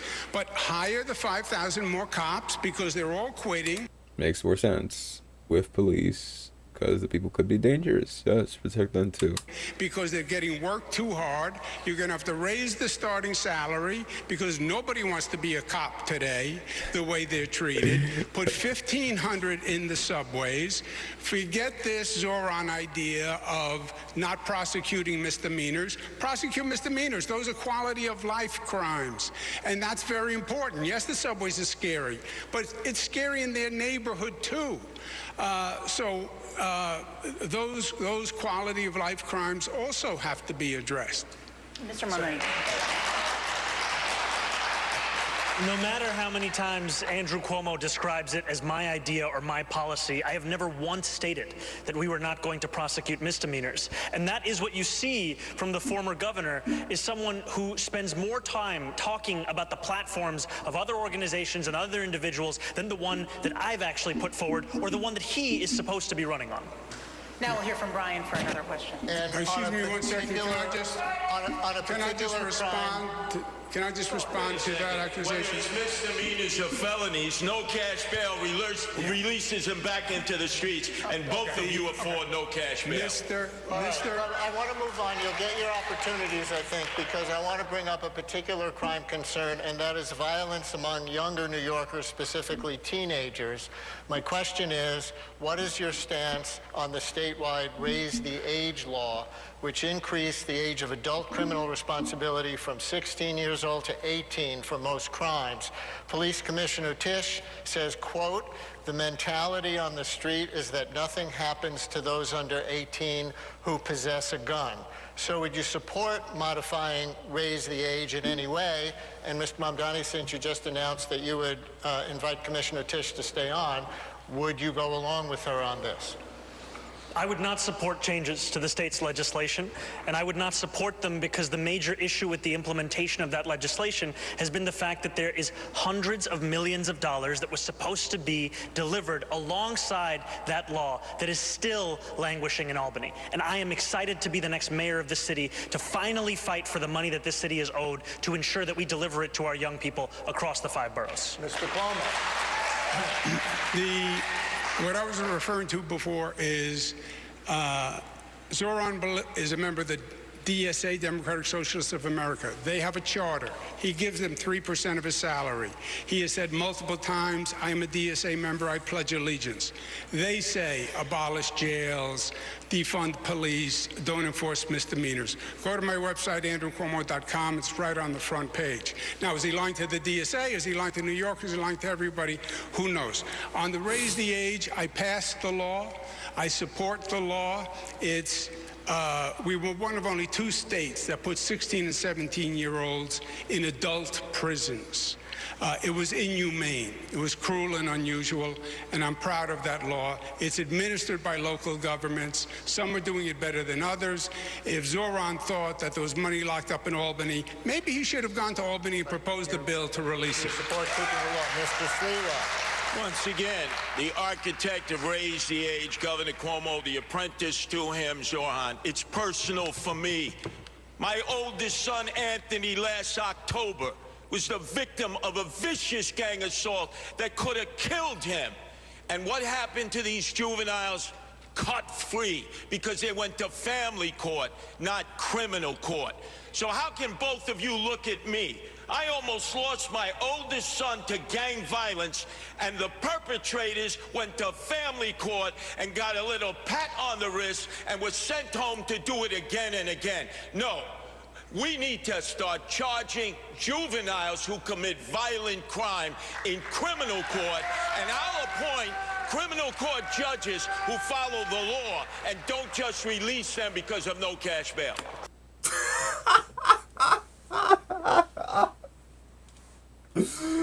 Oh, Sliwa said, fuck them kids, man. Fuck them kids.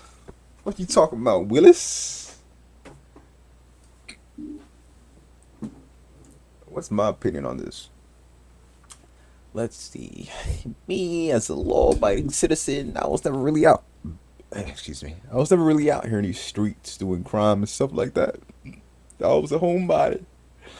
I mean, I was outside playing ball, having some fun, but I was a homebody for the most part. Stayed away from gangs. Had good influences around me. I have two parents in my household.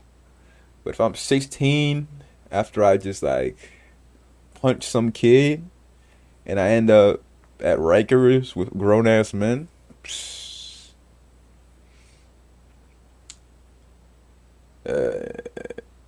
and it's a felony, like I get battery for like a year. I'm in Rikers with these grown men who are killers and stuff like that. That could definitely make me a demon, a New York demon. And then that could potentially make me come out worse. I come out after 1 year after having my butthole tickled by these evil strong men, and having to obey, listen to them, potentially make some connections with the wrong kinds of people. So when I get out, I gotta put in a different kind of work. Just saying. I could see both sides. Like, they shouldn't get a slap on the wrist, but they also shouldn't be sent to a place with real demons, not fake demons, but real demons. You feel me? You get me? You get me, bruv? Clear difference between you on that. Miss Errol, you pick it up. Okay, candidates, I've got individual questions for you, and we're going to try and pick up the pace a little bit here. I'd like you to really just explain kind of where you're coming from. Mr. Mamdani, you've called for reorganizing the NYPD to create this Department of Community Safety that, among other things, would handle calls involving people in mental health distress. Your opponents have disparaged this as sending social workers rather than cops into dangerous situations like domestic violence disputes. Explain really what you have in mind, and please include any evidence that this approach would work. Absolutely. What my opponents are clinging to is the past, because that's all that they know. What I am proposing is something that will address the needs of New Yorkers in the present. We speak and hear from New Yorkers across the 5 boroughs who outline how the mental health crisis is one of the major challenges in this city. And yet what we have in our city is asking those same police officers who are being asked to respond to shootings, respond to murders, to also respond to these calls. I trust the dispatchers who would be receiving these calls to make the determination as to whether there was any indication of violence. If there is no indication of a threat of violence, then we would set the mental health experts and providers to respond to those same incidents. The reason I believe mental health and violence, if there is no calls to make the determination respond to these calls, I trust the dispatchers who would be receiving these calls to make the determination as to whether there was any indication of violence. If there is no indication of a threat of violence, then we would set the mental health experts and providers to respond to those same incidents. The reason I believe in the... That's a lot more reasonable. Okay. See? That's why you watch this thing. That's why you watch these things, so we can get more informed. Get a more realistic look at these people, these candidates. What are they saying rather than headlines calling them out?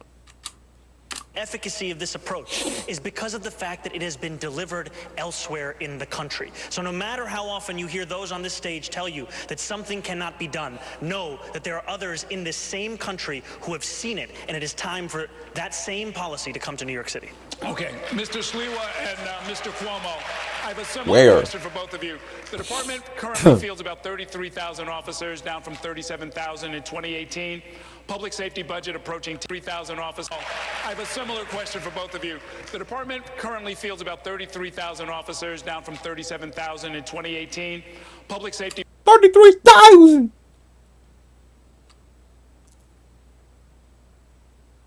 Budget approaching $10 billion. Mr. Sliwa, you want to hire 7,000 more cops. Mr. Cuomo says 5,000 more cops.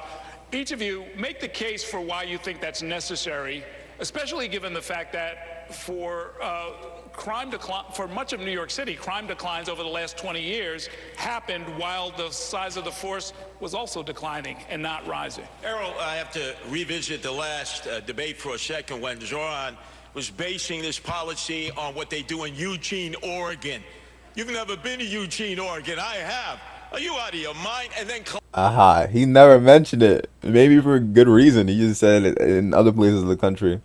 That's kind of funny. Yeah, he calls him out for it. It's hilarious. Columbus, Ohio. This is New York City, a major metropolitan area with thousands of 911 calls, domestic abuse, emotionally disturbed persons, and you want to have social workers go out there and risk their life, and by the way, they're not going to get the results that a trained professional police officer can get. That's why we so desperately need 7,000 new cops. We'll use the Boston model, which is pay now in lieu of taxes. They do it at Harvard University and the other university. We'll raise $1 billion, get them vetted, trained, and out into the streets so they can be seen in all the neighborhoods, and most importantly, do the job they were sworn to do. And I will make sure that their insurance, the qualified immunity that was stripped from them, the only civil servants who are not protected by the taxpayer, is returned so that they can freely go out and do what they were trained to do, is to protect all of the people of New York City. Okay, Mr. Cuomo.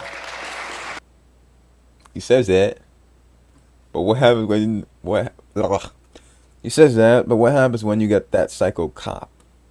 That psycho cop who maybe like his son got beat. Maybe that psycho cop pulls up, starts firing shots. Don't matter who he sees. He sees his son, don't matter. Sees the perps, don't matter. Just starts shooting shit because he wants to kill people. Then boom, he accidentally kills Siwa's son. And then Siwa's like, that cop, that piece of shit, he deserves life in jail. And then he wants to do it, but guess what? He's immune. He's safe. Can't do anything to him. Can't touch him. Matter of fact, he gets a bonus. And he keeps his job.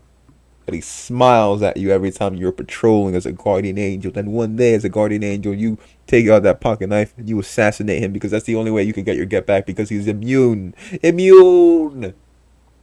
Is that the reality that he wants? Is it? I don't think so. There is nothing new here. We've had mentally ill, homeless people going back to the Billy Boggs case, right, under the Ed Koch administration. I ran homeless services not just for David Dinkins, but also for President Clinton. I've worked in every state, all the large cities, on all homeless programs. I've spent dozens of nights out trying to bring mentally ill people in. It can be done with mental health workers and police workers. You cannot tell from a phone call if a person is going to be dangerous. And I have seen personally many times a person who seemed very calm and sedate explode into rage. Why? This is true. Sometimes he says the dispatcher is the one that has to make the call, right? But the dispatcher will, of course, depending on the clientele and how many social workers he has available compared to the amount of police officers he has available, will obviously tend to be biased more towards whichever one is more available and closer in proximity. But if, let's say, all the officers are occupied doing something, God knows what, then the social workers will just be, called upon.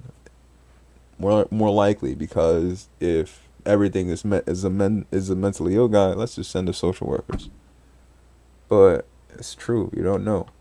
Sometimes, with my own case, when I was dealing with I was on a train, and then some homeless guy I just thought was just a homeless guy was sleeping. It was late at night, but he looked just calm, like sleeping. He had a bag, and then out of nowhere, he wakes up and I'm like, okay, cool. He's waking up. Maybe he knows where he's at, stuff like that.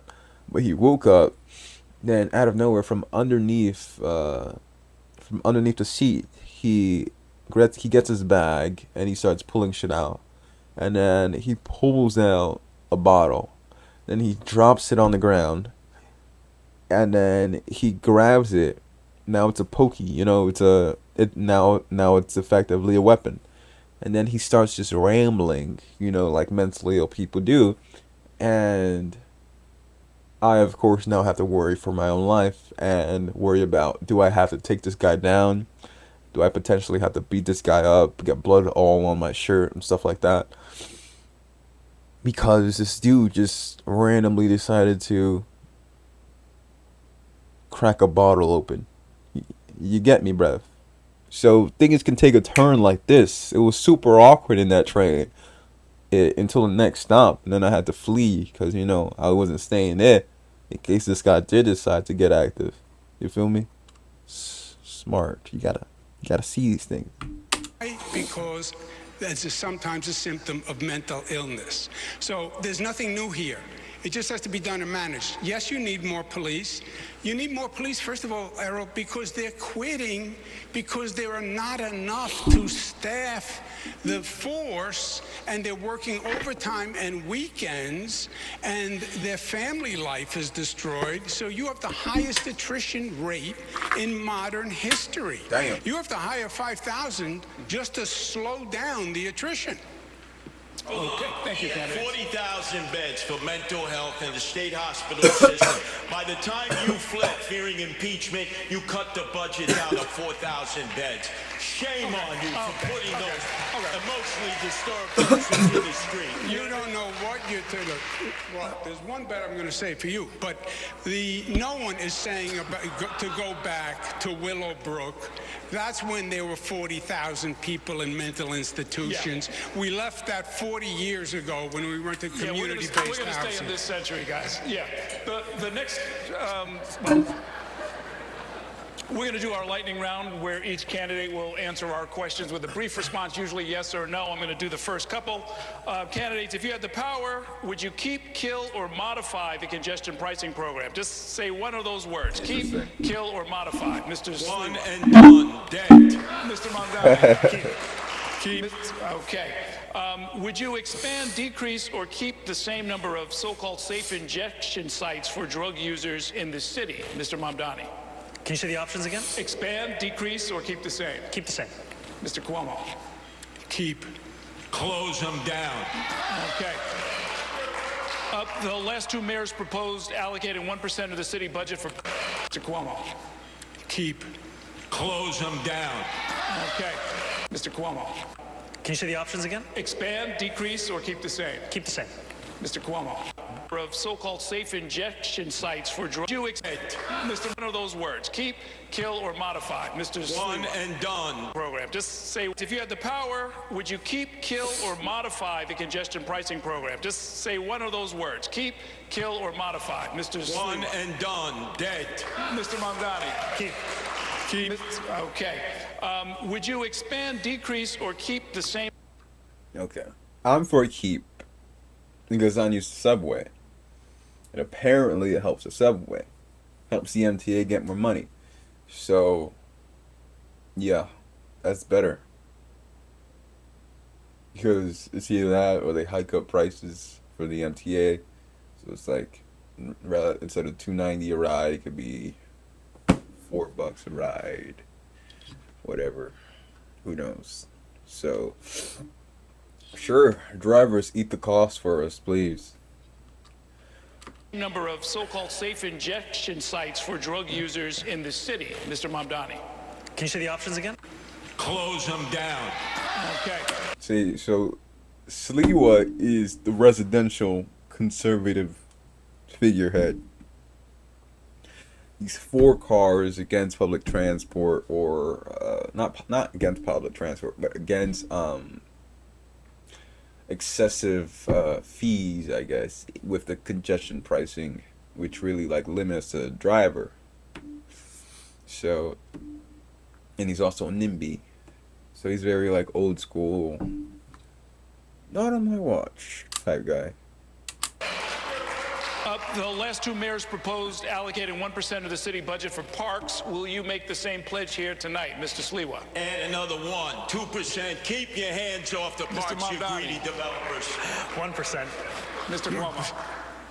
1%. Okay. Developers. Sliwa. And 1% of the city budget. The last two mayors proposed allocating 1% of the city budget for parks. Will you make the same pledge here tonight, Mr. Sliwa? And another 2%. Keep your hands off the parks, you greedy developers. 1%. Mr. Cuomo. 1%. Okay. 2%. Another lightning That's round good. question. The city So now he's not, okay. See, he's expanding. He's like, okay, I won't give you congestion pricing, but I'll save the parks. I'll help the parks out. 2%. 2%. Recently enacted a 15-mile-per-hour speed limit for e-bikes. And of course, there are the other motorized 15-mile-per-hour speed limit on e-bikes? Wow. They are cooked.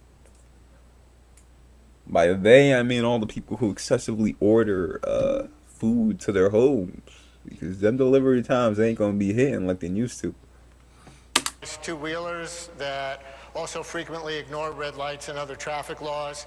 If you were mayor, would you direct the NYPD to ramp up speeding tickets and other moving violations on the motorized two-wheelers, Mr. Cuomo? Yes. Look, this is a dangerous situation for many people. Mr. Mamdani, yes or no? I would actually build on the city council's progress in holding the apps accountable like DoorDash and Grubhub to ensure that there weren't incentives for breaking those street taxi So posts. you would not increase ticketing the riders? I do not think the police should be the ones dealing with the failures of these app companies. Mr. Sleeper. License them, register them, and yes, do enforcement on them. All right. There is a ballot question to align mayoral election years with presidential election years in the future. Do you support this, Mr. Sliwa? Absolutely not. All the attention would go to the presidential election, not to the mayoral election and all the down-ballot elections, all of our city council people. That's a no, Mr. Mamdani. I haven't yet taken a position on any of the ballot referendums. Oh, shocker. Again? Again and again and again. Yes. Katie. Thank you so much. First question, do you support having a casino in the 5 boroughs, like it's a full casino, and do you have a favorite among the 3 current contenders? Mr. Sliwa. No, only if the community wants it. Mr. Mamdani. I'm personally skeptical of casinos, but voters did choose to bring them to New York City, and unlike Andrew Cuomo and Nigga, we have a casino in New York City in the 5 boroughs. Which one? I know because I'm near one. I'm pretty sure it's a casino. It's called Resorts World Casino.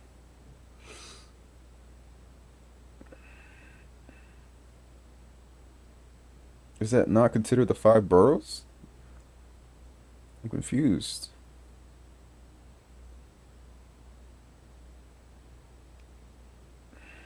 NYC's only casino. Yeah, these things are bugging. Donald Trump, I don't view the law as just a suggestion. Do you have a favorite of the 3? No, I don't have favorites of casinos. Mr. Cuomo. I do not. I have not reviewed the proposals. I was not in. I did not vote. It's not so hard to say. I did. Let me just so you understand some facts. I did not vote to bring the casinos to New York City. I did casinos in upstate New York as economic development measures. I had no part of these 3 casinos, how they were done. I think it's highly problematic, and I think there's going to be a lot more to come. If this was, Boy, if that this sounds was like a ranked technology choice, to we gotta me. get. You and Zoran can't answer Lightning a is straight fast. question. If there's a ranked choice election, how would you vote, Mr. Mamdani? If there was a ranked choice election, In this, you'd have to rank these. myself number 1 and Curtis number 2. Mr. Sliwa. Oh, please don't be glazing me here, Zoran. Glaze me. Glaze me. Mr. Sliwa, do you want to have I an answer? support ranked choice voting, but I'd only vote for myself. Mr. Cuomo. I love that Zoran and Curtis ticket idea. I don't know. I'm just enamored with it. I would just rank myself. Would any of you accept Mayor Adams' endorsement? Mr. Mamdani. What the hell is ranked choice voting? Is that where every decision that a mayoral person has to do, he has to, I guess, make a podium of sorts? And then ranked choice voting. NYC. What the fuck does that mean?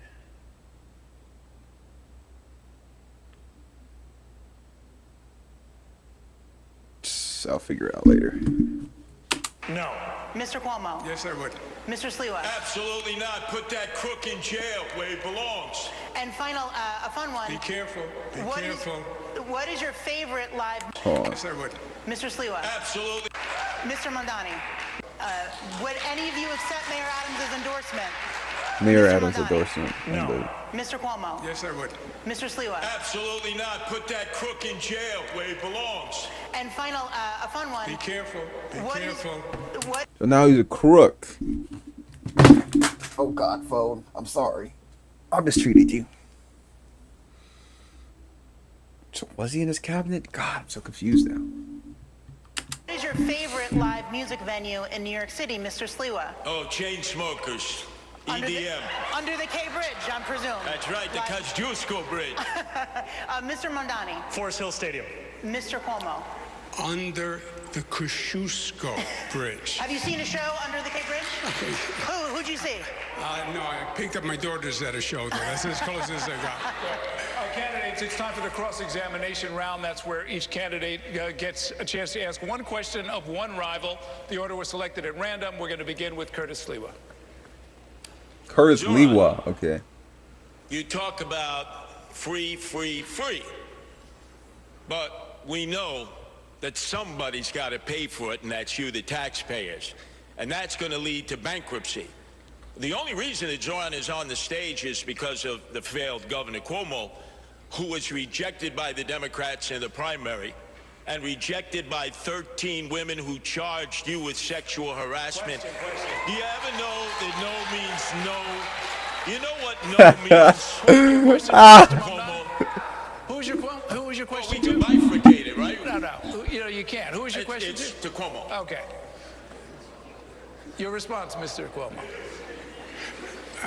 I'm not sure what the man said, but the situation, my legal situation, as we discussed before, beat the case. was fully litigated. I was dropped from the cases. I paid them if all. anyone has a legal situation to talk about, I think it's Mr. Sliwa. Who runs the Guardian Angels, and apparently as a charitable donation, but never filed any tax returns for the Guardian Angels, and has been accepting charitable donations, which is just a crime and tax fraud. So I think that's the person who I was explaining to do. Okay. Your turn to ask a I question, suppose. Mr. Cuomo. To Zoran, I believe, as we've stated, that you have been a divisive force in New York, and I believe that's toxic energy for New York. That's such gay language. That's toxic. Toxic energy for New York. Toxic. It's with the Jewish community. It's with the Italian-American community when you give the Columbus statue the finger. It's with the Sunni Muslims when you say decriminalize prostitution, which is haram. It's the Hindus. Haram! That's haram, Mondani. Haram means sin. But then you take a picture with Rebecca Kadaga, Deputy Prime Minister of Uganda. You take a picture with your father. You're smiling. He's smiling. She's known as Rebecca Gay Killer Kadaga. You're a citizen of Uganda. You took the picture. You said you didn't know who she was. It turns out you did. How do you not renounce your citizenship or demand BDS against Uganda for imprisoning? What the fuck is BDS? He just gets away with saying this shit? No one says, what the fuck is that? People who are gay just by their sexual orientation. Isn't that a basic violation of human rights? I think he gets the question. So he's basically saying, because you took this picture with Shorty, you gotta renounce your citizenship. Have you no shame?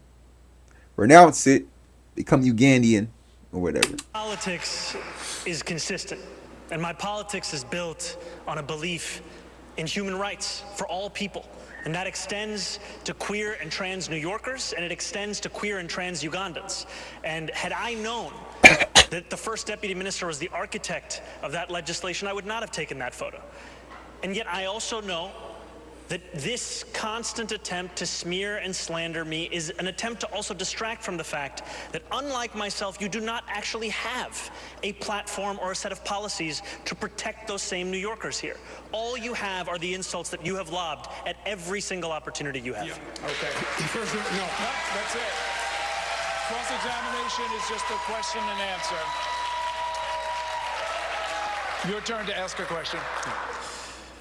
Mr. Cuomo, in 2021, 13 different women who worked in your administration credibly accused you of sexual harassment.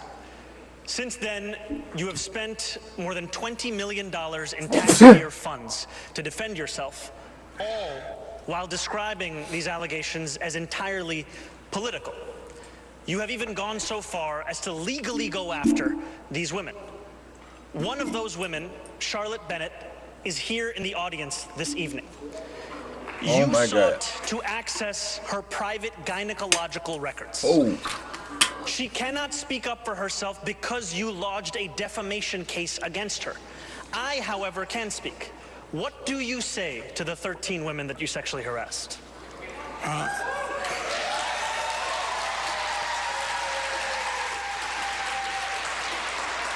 If you want to be in government, then you have to be serious and mature.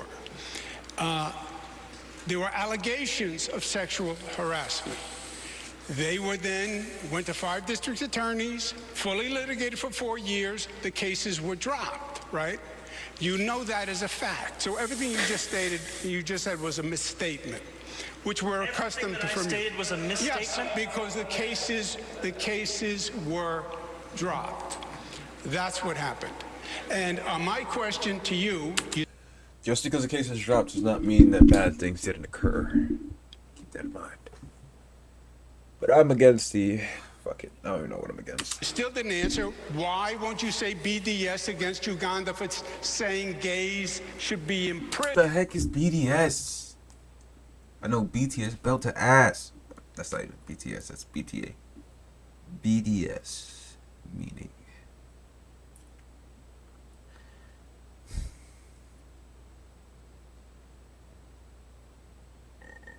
boycott, divestment, and sanctions.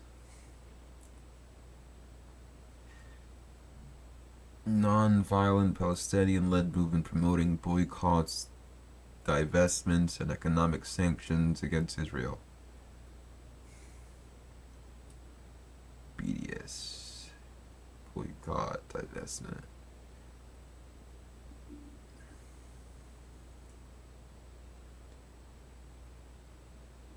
Okay. I'm so sick right now. Fuck. For being gay. Okay. You have no problem with BDS against Israel, but no BDS for Uganda. This is just one question, one answer. We all heard it. Thank you very much, candidates. Brian. Our next topic is education. The next mayor will oversee the largest school system in the United States, as you know, with roughly 900,000 students, thousands of schools, and billions of dollars in budget. We have an education question for each of you. Mr. Mamdani, you said you would give up mayoral control of schools and share decision-making with various stakeholders. But in the last debate, you said you're still for mayoral accountability for educational outcomes. This has confused some people about how you can give up final authority but still hold yourself accountable. Can you try to clarify that? I remain opposed to mayoral control, and I also believe that the mayor is accountable for that which happens in this city.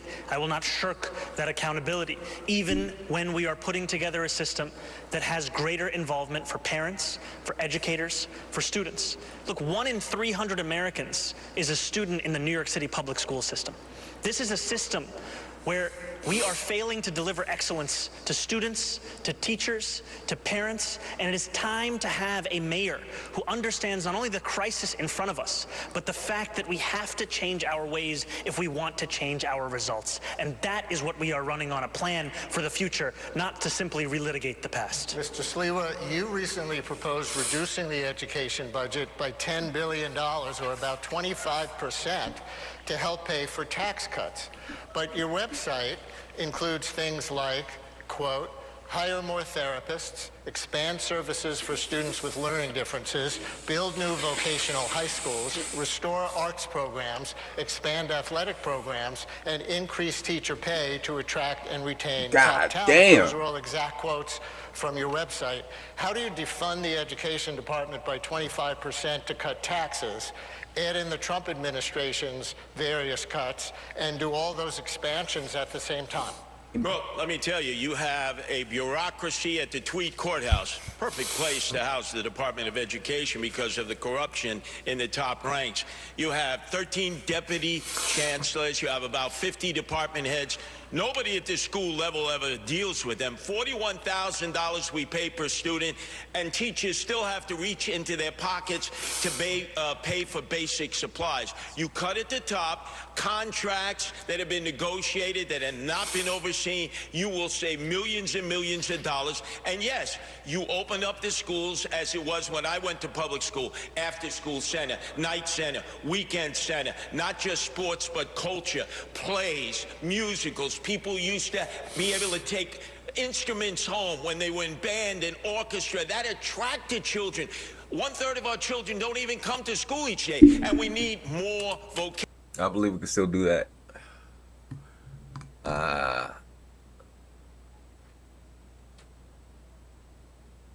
Yeah, I think we can still do that.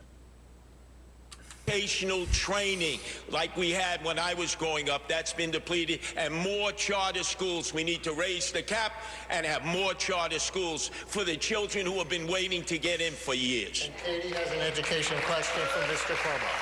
Thanks, Brian. Mr. Cuomo, there's currently a state law to reduce class sizes in the city.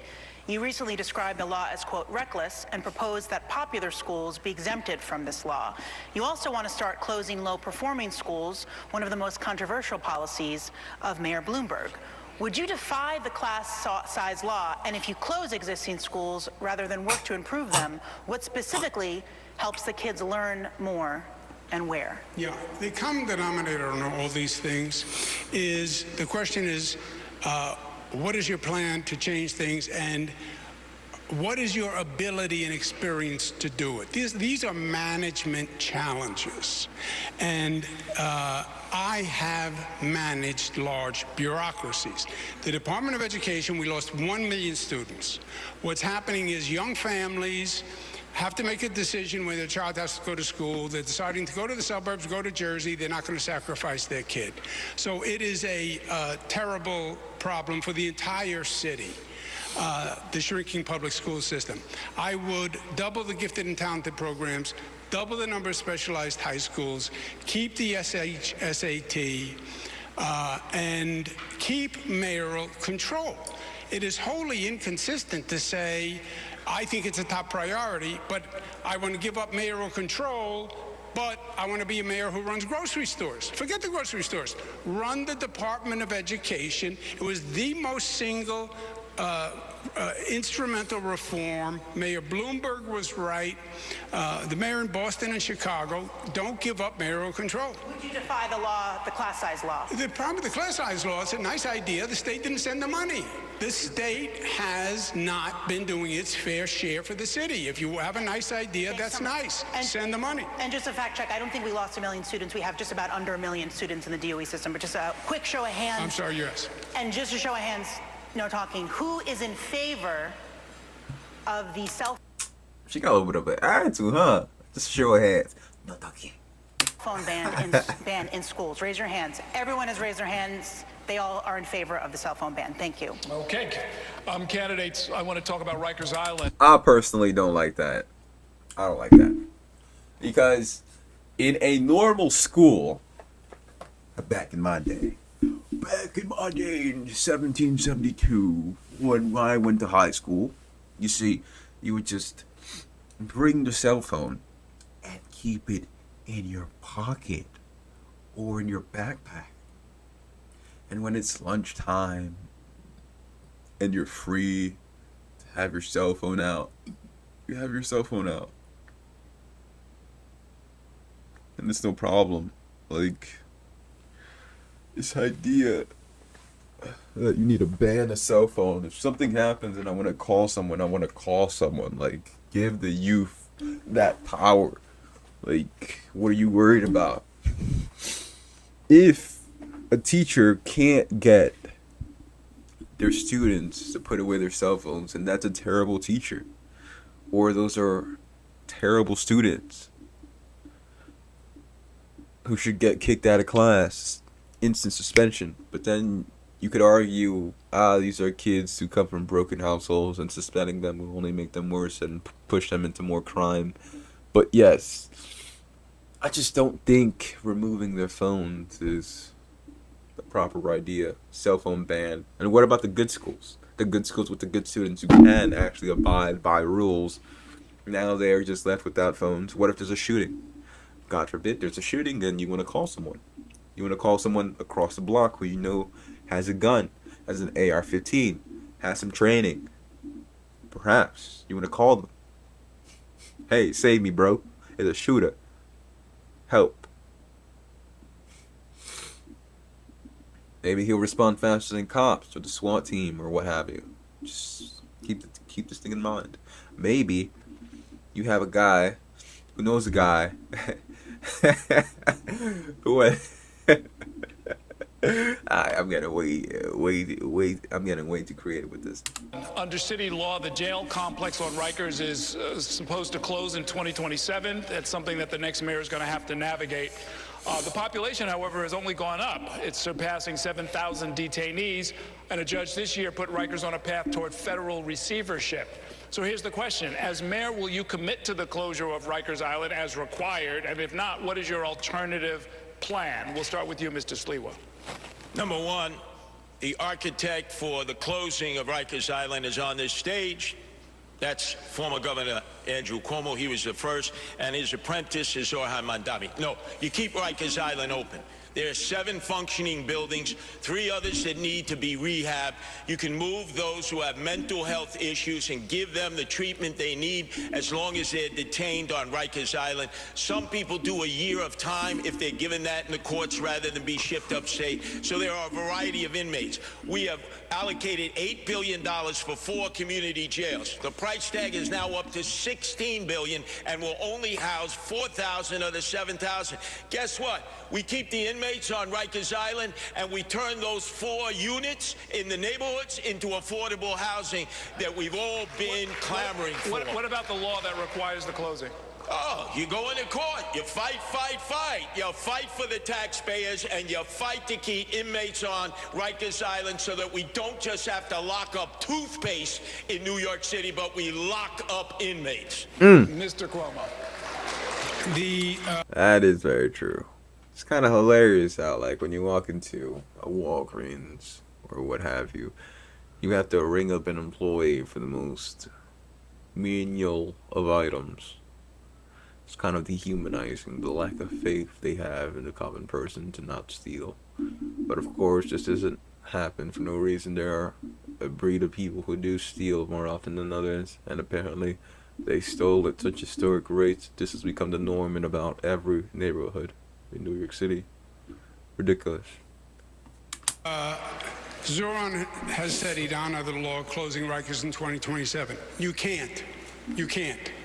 Unless you intend to release all the people on Rikers Island, which is the Democratic Socialist policy. The county jails are not going to be built. It was a mistake. The whole plan was a mistake. They are years late, billions over budget. I would say scrap the county jails, build new jails on Rikers Island, provide ferry and bus transportation for people from the other boroughs to visit on Rikers Island, and then use the existing 4 sites for commercial residential. But you cannot close Rikers on 2027 because there's no place to put the people unless you're going to release 7,000 people. Well, you're familiar with the idea that a law is passed, it's supposed to be followed, even if it's difficult, even if the timeline is screwed up, even if the money's not there. Yeah, so then, which is Zoran's position, then you're saying release the 7,000 people. And I'm saying I'm not going to release 7,000 criminals into New York City. Mr. Mondani. There is no one on this stage that is saying that.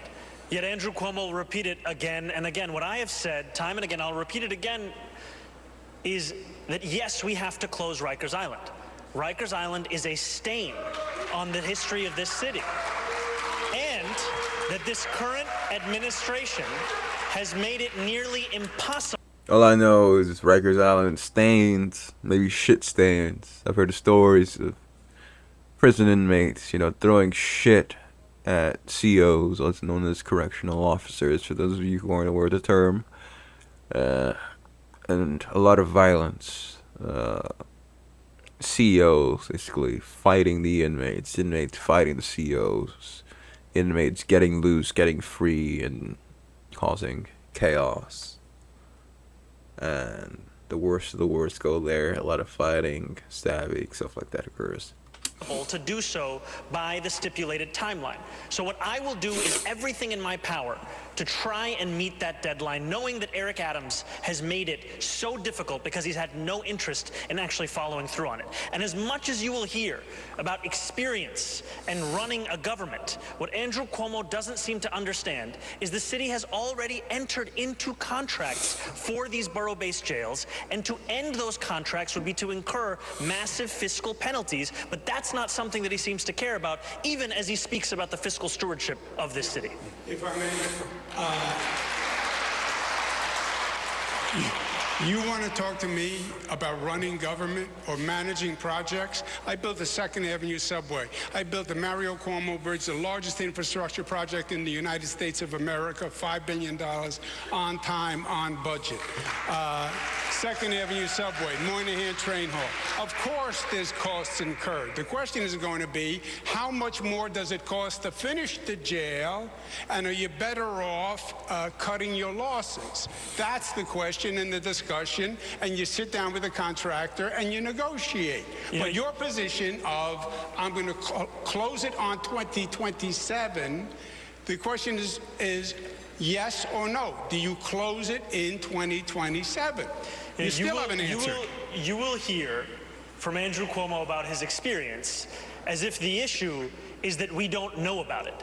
The issue is that we have all experienced your experience. The issue is that we experienced you taking a $5 million book deal while you sent seniors to their deaths in nursing homes. The issue is that we experienced you cutting funding for the MTA to send money to upstate ski resorts. The issue is that we saw you give $959 million in tax breaks to Elon Musk. The issue is your experience. No, the only thing, the issue is you have no experience. You've accomplished nothing.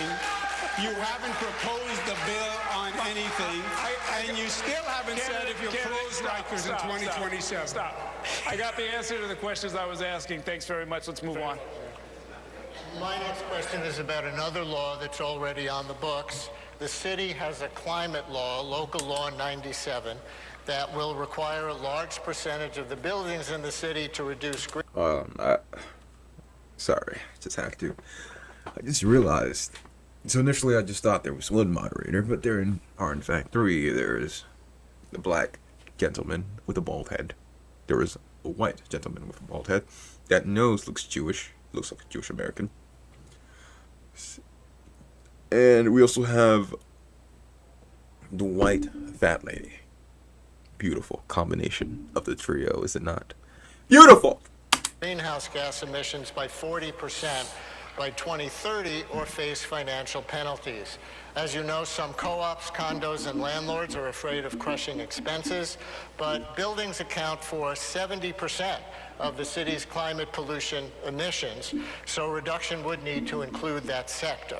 You all have taken different positions on this. I want our viewers and listeners to hear each of you, starting with Mr. Cuomo in this case. Would you abide by and make others abide by Local Law 97 as it stands? As it stands,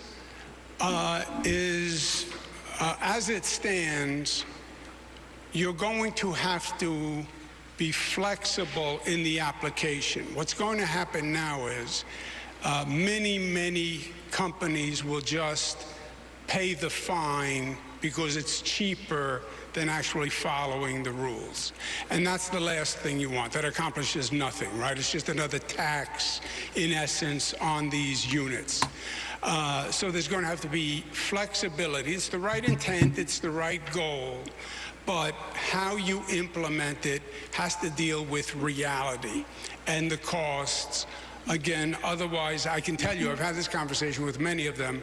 They're not even going to try. They're just going to pay the fine. What kind of flexibility, if you could be It's going to be specific? timing, and what do we mean, and can it be phased in? Mr. Mamdani. The climate crisis is one of the most pressing crises facing this city, and we deserve to take it on with the urgency it requires. It is right now easier to pay the fine than to actually comply with this legislation.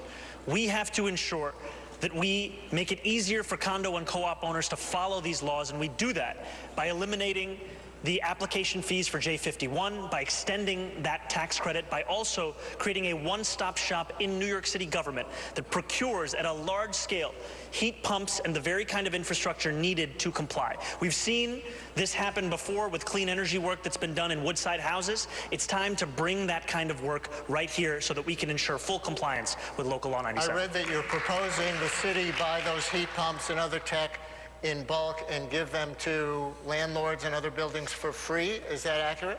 No, it's to actually ensure that they can afford the cost of these things by purchasing using an economy of scale. Thank you. Mr. Sliwa. I'm the only one on this stage totally opposed to Local 97. 100,000 condo and co-op owners. Their maintenance fees will go up 30%. They won't have enough reserve fees. You're going to see massive flight from the co-ops and condos. Now, they want to electrify everything. Well, there's a man on the stage who took Indian Point offline. That was 25% of our electrical output. We haven't been able to meet the need since. And as a result, they're now starting to build, because of the city of yes that I'm opposed, these lithium-ion battery warehouses. Where? Staten Island 38, Brooklyn 12. 8 in Queens, 4 in the Bronx, and none in Manhattan? Oh, no. They're going to electrify, and they don't have the electrical output. So I say no to Local 97. And when I'm mayor, I tell all my commissioners, throw a monkey wrench into the process. We slow it down because we want these condo owners and co-op owners to stay. Mr. Cuomo, you were name checked on Indian Point? I think I was. Indian Point was a danger. It was the nuclear power plant most closely located to the densest. I was hearing like a weird background sound. Population. There was no nuclear. Yeah, you hear it. It's like someone talking, chewing on a mic. Plant on the globe that close to a city. There were 20 million people in what was called the kill zone. Before I became Attorney General, there had been a number of lawsuits to stop it. What we did is we brought cables down from upstate New York down the Hudson River. We have nuclear upstate. We're in rural areas to bring that nuclear power down the cables, and then on that basis substitute for Indian Point's power. Yes or no? Electricity rates are too high to pay because of you, Andrew Just Cuomo. yes or Yeah, no? like you Would know any what you're of you talking about. support new nuclear power plants to help bring down the rising cost of utilities in New York State? Just yes or no, Mr. Sliwa? Upstate, they're already starting, yes. Mr. Mondani? I think it's something worth exploring. Mr. Cuomo? Is that a yes? Yeah. Yes. Katie? We're going to move on now Woohoo, to the nuclear economy. power. Donnie, you're proposing to raise the city's minimum wage to $30 an hour by 2030. $30 How an did you get hour. the state legislature to go along with your plan? And do you think it's realistic to feel that a small business owner would have to pay every employee this amount, especially when the city currently doesn't mandate that figure for its own public employees? And I have separate questions for Mr. Sliwa and Mr. Cuomo. So this would be something where the city would have to start doing so as well, because any law that we want New Yorkers to follow, the city should be following it itself. And the reason that we put forward $30 by 2030 is that that's the minimum that a New Yorker needs to be paid to be able to afford to live in this city. And what we are looking at right now is the possibility of the place that we know and love becoming a museum of where working class people used to be able to live. Our proposal that we've put forward would be phased in over a longer period of time for small business owners to ensure that they could deal with this. And it's also one that we are confident we would be able to accomplish because of the fact that we are seeing from New Yorkers time and time again, the absence of it is pushing them to live in Jersey City, to live in Pennsylvania, to live in Connecticut, because they can't afford to live in New York City. Thank you. And for Mr. Sliwa and Mr. Cuomo, if you're not in favor of a $30 minimum wage, what are your plans to raise the salaries of workers in New York City? We'll start with you, Mr. Sliwa. First off, Zoran Mandami deals with fantasy, not reality. Look at all the Uber drivers. Look at all the taxi drivers, the Lyft drivers. They will now have driverless cars. That's what they're pushing. AI that's going to be wiping out so many jobs, especially for young men and women who went to school, got their 4 years of college, 2-year degree, and they're making $155,000, and then they get wiped out. You know what the corporate sector is going to do. They're going to bring in robotics. Zoran, stop dealing with fantasy and start dealing with reality. You're pushing businesses out because you want to tax them. I'm the only one here who wants to cut the corporate taxes, the income tax, the property tax we can cut in order to keep business here. But if you raise the minimum wage too high, they're going to end up going in a different direction, and they're not going to hire workers. It's going to be robots and driverless cars and AI, and I'm opposed to that. Thank you, Mr. Cuomo. Yeah, I half agree with Curtis. Zoran does have socialist theory colliding with practical reality. I went through this. We raised the minimum wage to the highest in the United States of America. New York set the bar. We set it at $15. Every other state said, that's crazy when we did it. People in the state said that was crazy when we did it. But it was calibrated, it was doable. We phased it in different parts of the state. We phased it in with small businesses. We gave them assistance. Because if you raise it too high, and I believe 30 is too high, I would raise it to 20. If you raise it to too high, you do two things. People lose their jobs. You bankrupt the businesses. You're talking about basically doubling payroll. And you can have a negative effect where literally businesses close and people lose their jobs. And overall, again, it's another tax on corporations, another reason to leave New York, another reason to pack up the family and get on I-95 and go to South Carolina and Florida and Texas. All right.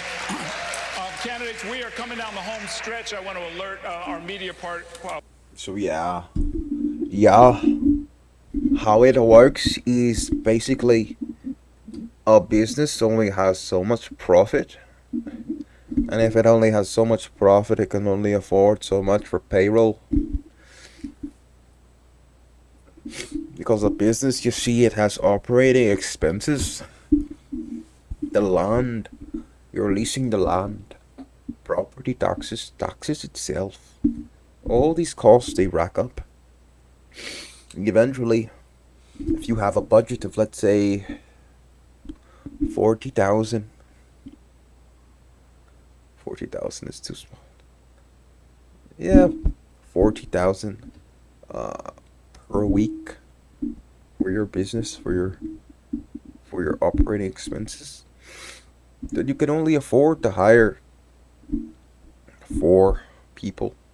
Don't check my math, please. Just know it's limited based on how much you can actually afford, based on the income or profit you are expected to actually have. And what sucks about that is that there's a lot of diversity, and not diversity, but freedom that you get when you can pay people a lower wage. Not necessarily $1 or $5, because those are basically worthless.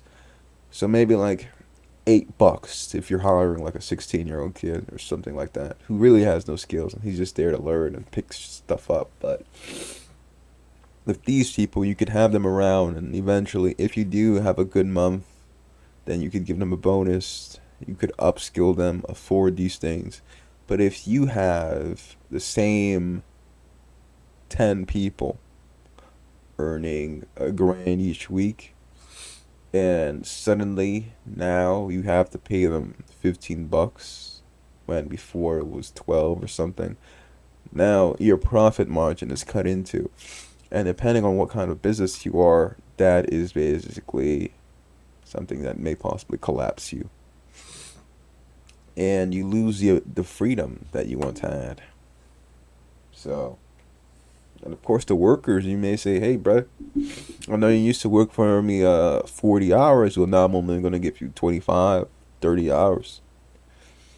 And that trickles down all the way through. So you're still making about the same that you used to make. But you're working less hours. And that, of course, gives the customer a worse experience because he walks into a McDonald's and instead of instant customer service, there's only one person doing all the work because the franchise, or if he's new, just really can't afford to hire a full staff. So, yeah, that becomes a real issue. That's all I'm saying. I would love the chance, if I could go back in time, to be able to walk into any shop and be like, hey, guy, I'll work for you for free or whatever, $5 an hour. But you don't have those freedoms now. You really can't employ someone for free. You have to pay them. So these rules and regulations sometimes ruin the essentials of capitalism. Partners especially, we're going to go over by 5 minutes, and we're going to have Brian lead a conversation about transit. Right, and we're going to have to do this very briefly to each of you because you each have transit things to answer to. Mr. Cuomo, you say the city should take partial control of New York City transit away from the MTA, which is mostly controlled by the state.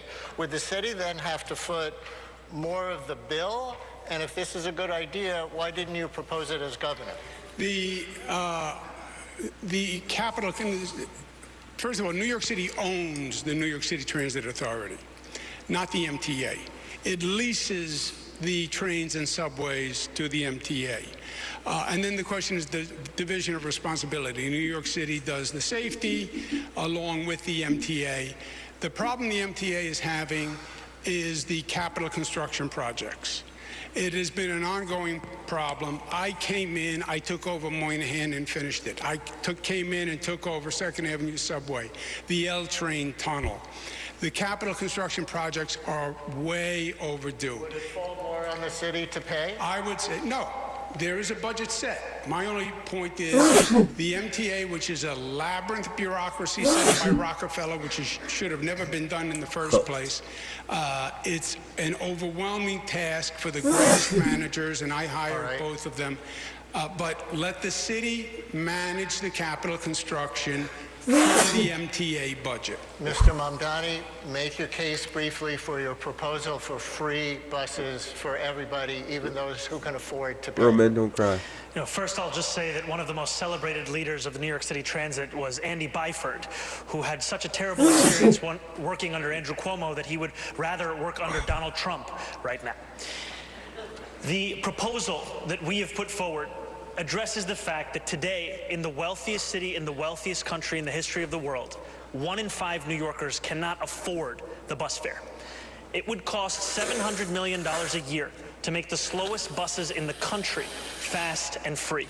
And by doing so, we would generate more than double in economic revenue for New Yorkers across the city.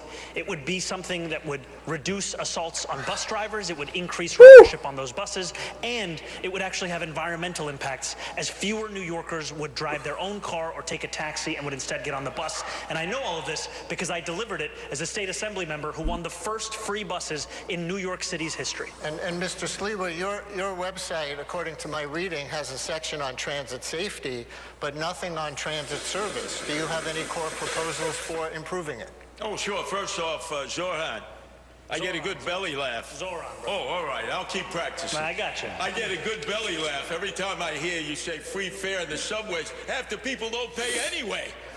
How about fair enforcement? I'm the only one who says we have all kinds of fare programs for the indigent and the poor. But if you don't pay your fare, there needs to be enforcement. And by the way, I've taken the subway almost every day of my life since I was 5.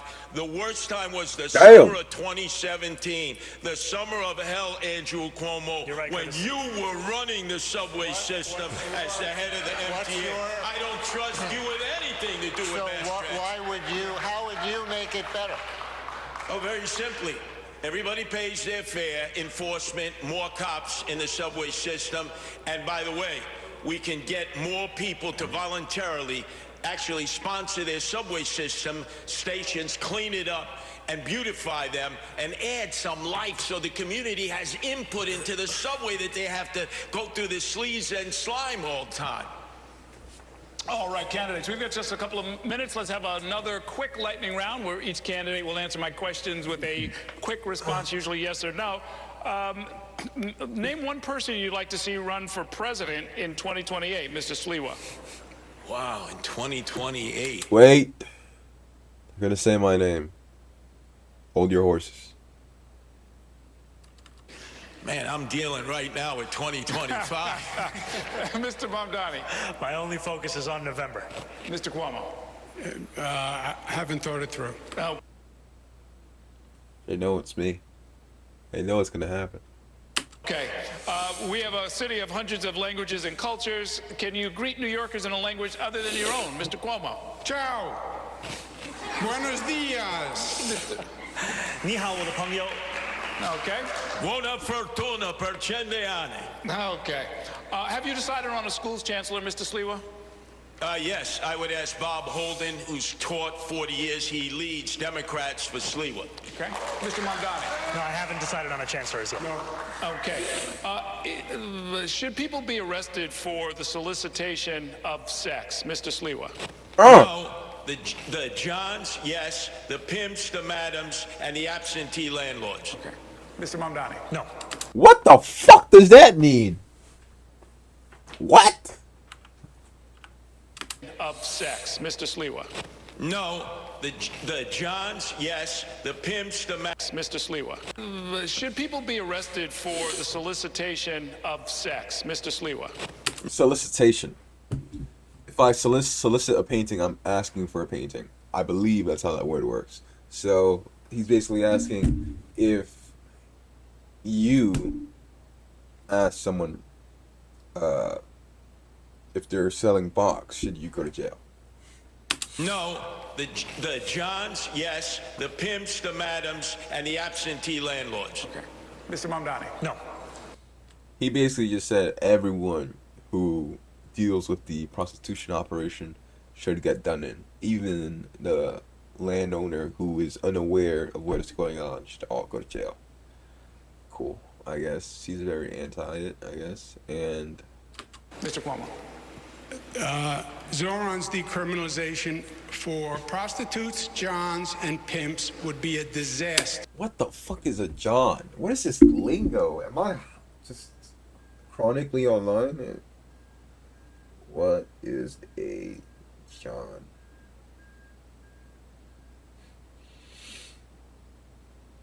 Prostitute.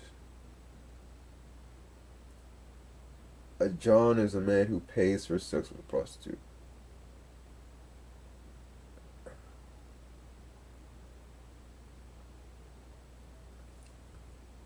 Okay, a John is a guy who pays for sex with a prostitute, but he said no when you're soliciting for sex. To solicit, to ask or try to obtain something from someone. Okay, so a solicitor is someone who only asks for it. A John is someone who actually pays.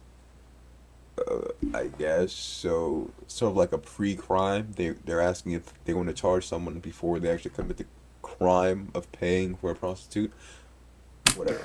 On the quality of life in They New should be York City. arrested, you say? Should people be arrested for soliciting sex? It is a criminal offense. I would keep it as it is. Okay. Soliciting is a criminal offense. I did not know that. Hey, yo, Ma from across the street. Can I have sex with you for a fee? Jail. Last question. Can you name one thing that New York got right during the COVID crisis, Mr. Sliwa? New York got right. Oh, wow. He He didn't ain't getting that right. get anything right during the COVID crisis. No. Mr. Mamdani. It only took me 15 minutes to get my vaccine shot when I went for that, and that was an efficient experience. Mr. Cuomo. Thank you for the compliment. That was a city-run vaccine All site. right, No, gentlemen. it wasn't. Thanks so much, gentlemen. That is going to do You still it have to learn something. for this debate. I would like to thank the candidates and our partners and all of you at home. If you missed any part of this debate, you can watch it in its entirety at ny1.com and the Spectrum News YouTube channel. Early voting is set to begin across the 5 boroughs on Saturday, with several other races on the ballot as well, including city controller, public advocate, the 5 borough presidents and members of the city council, as well as 6 ballot initiatives. There's some district attorney races as well. Election day is November 4th. Thank you all for watching. Have a great evening. November 4th, huh? Where?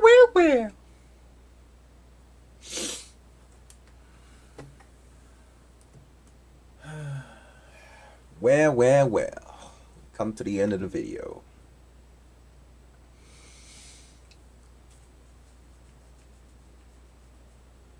Learn a lot. But is there a front runner that I really want to back? Let's see. Ed Mondani. So, stuff falling up to me. Shoot.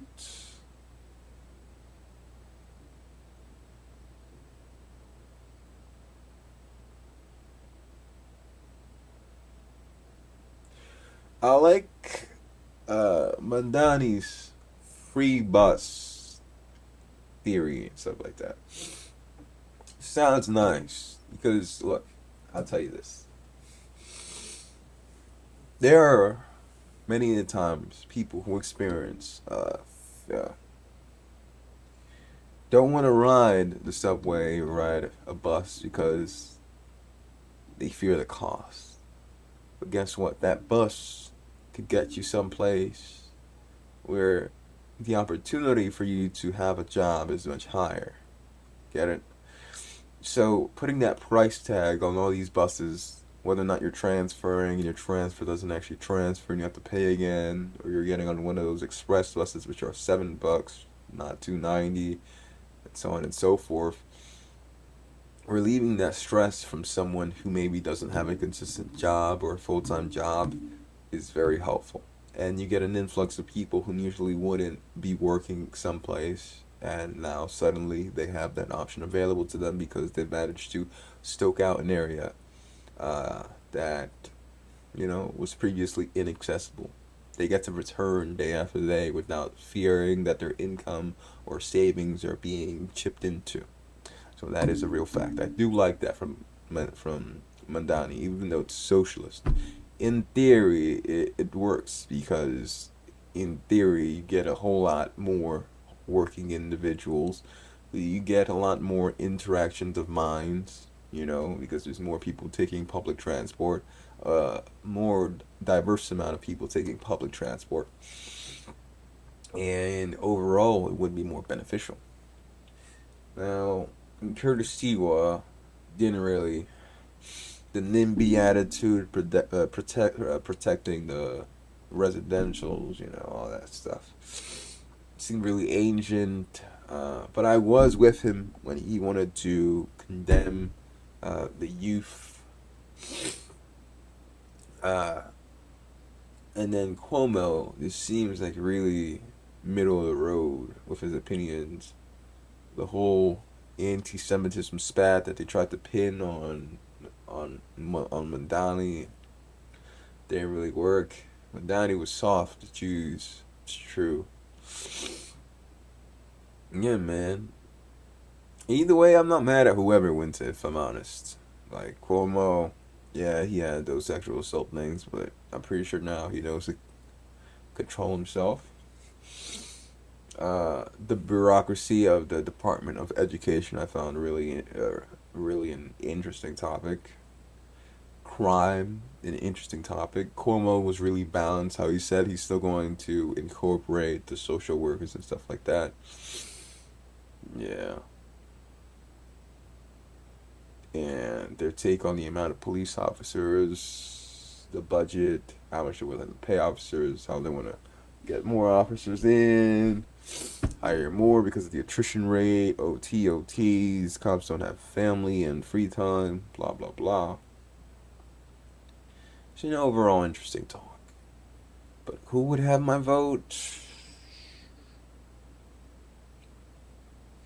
Cuomo does sound a lot more experienced because he's actually tried and experimented these things as the governor. He's actually gotten some projects done.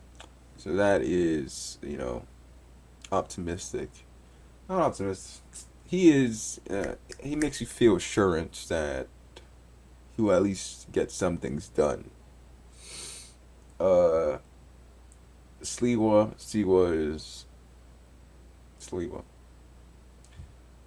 Anyways, that's the video, YouTube. Hopefully you enjoyed this video reaction. I know I'm not the best political commentator, but a man can only do what a man can do. Just my honest reactions, initial reactions. And that's it. See you when I see ya.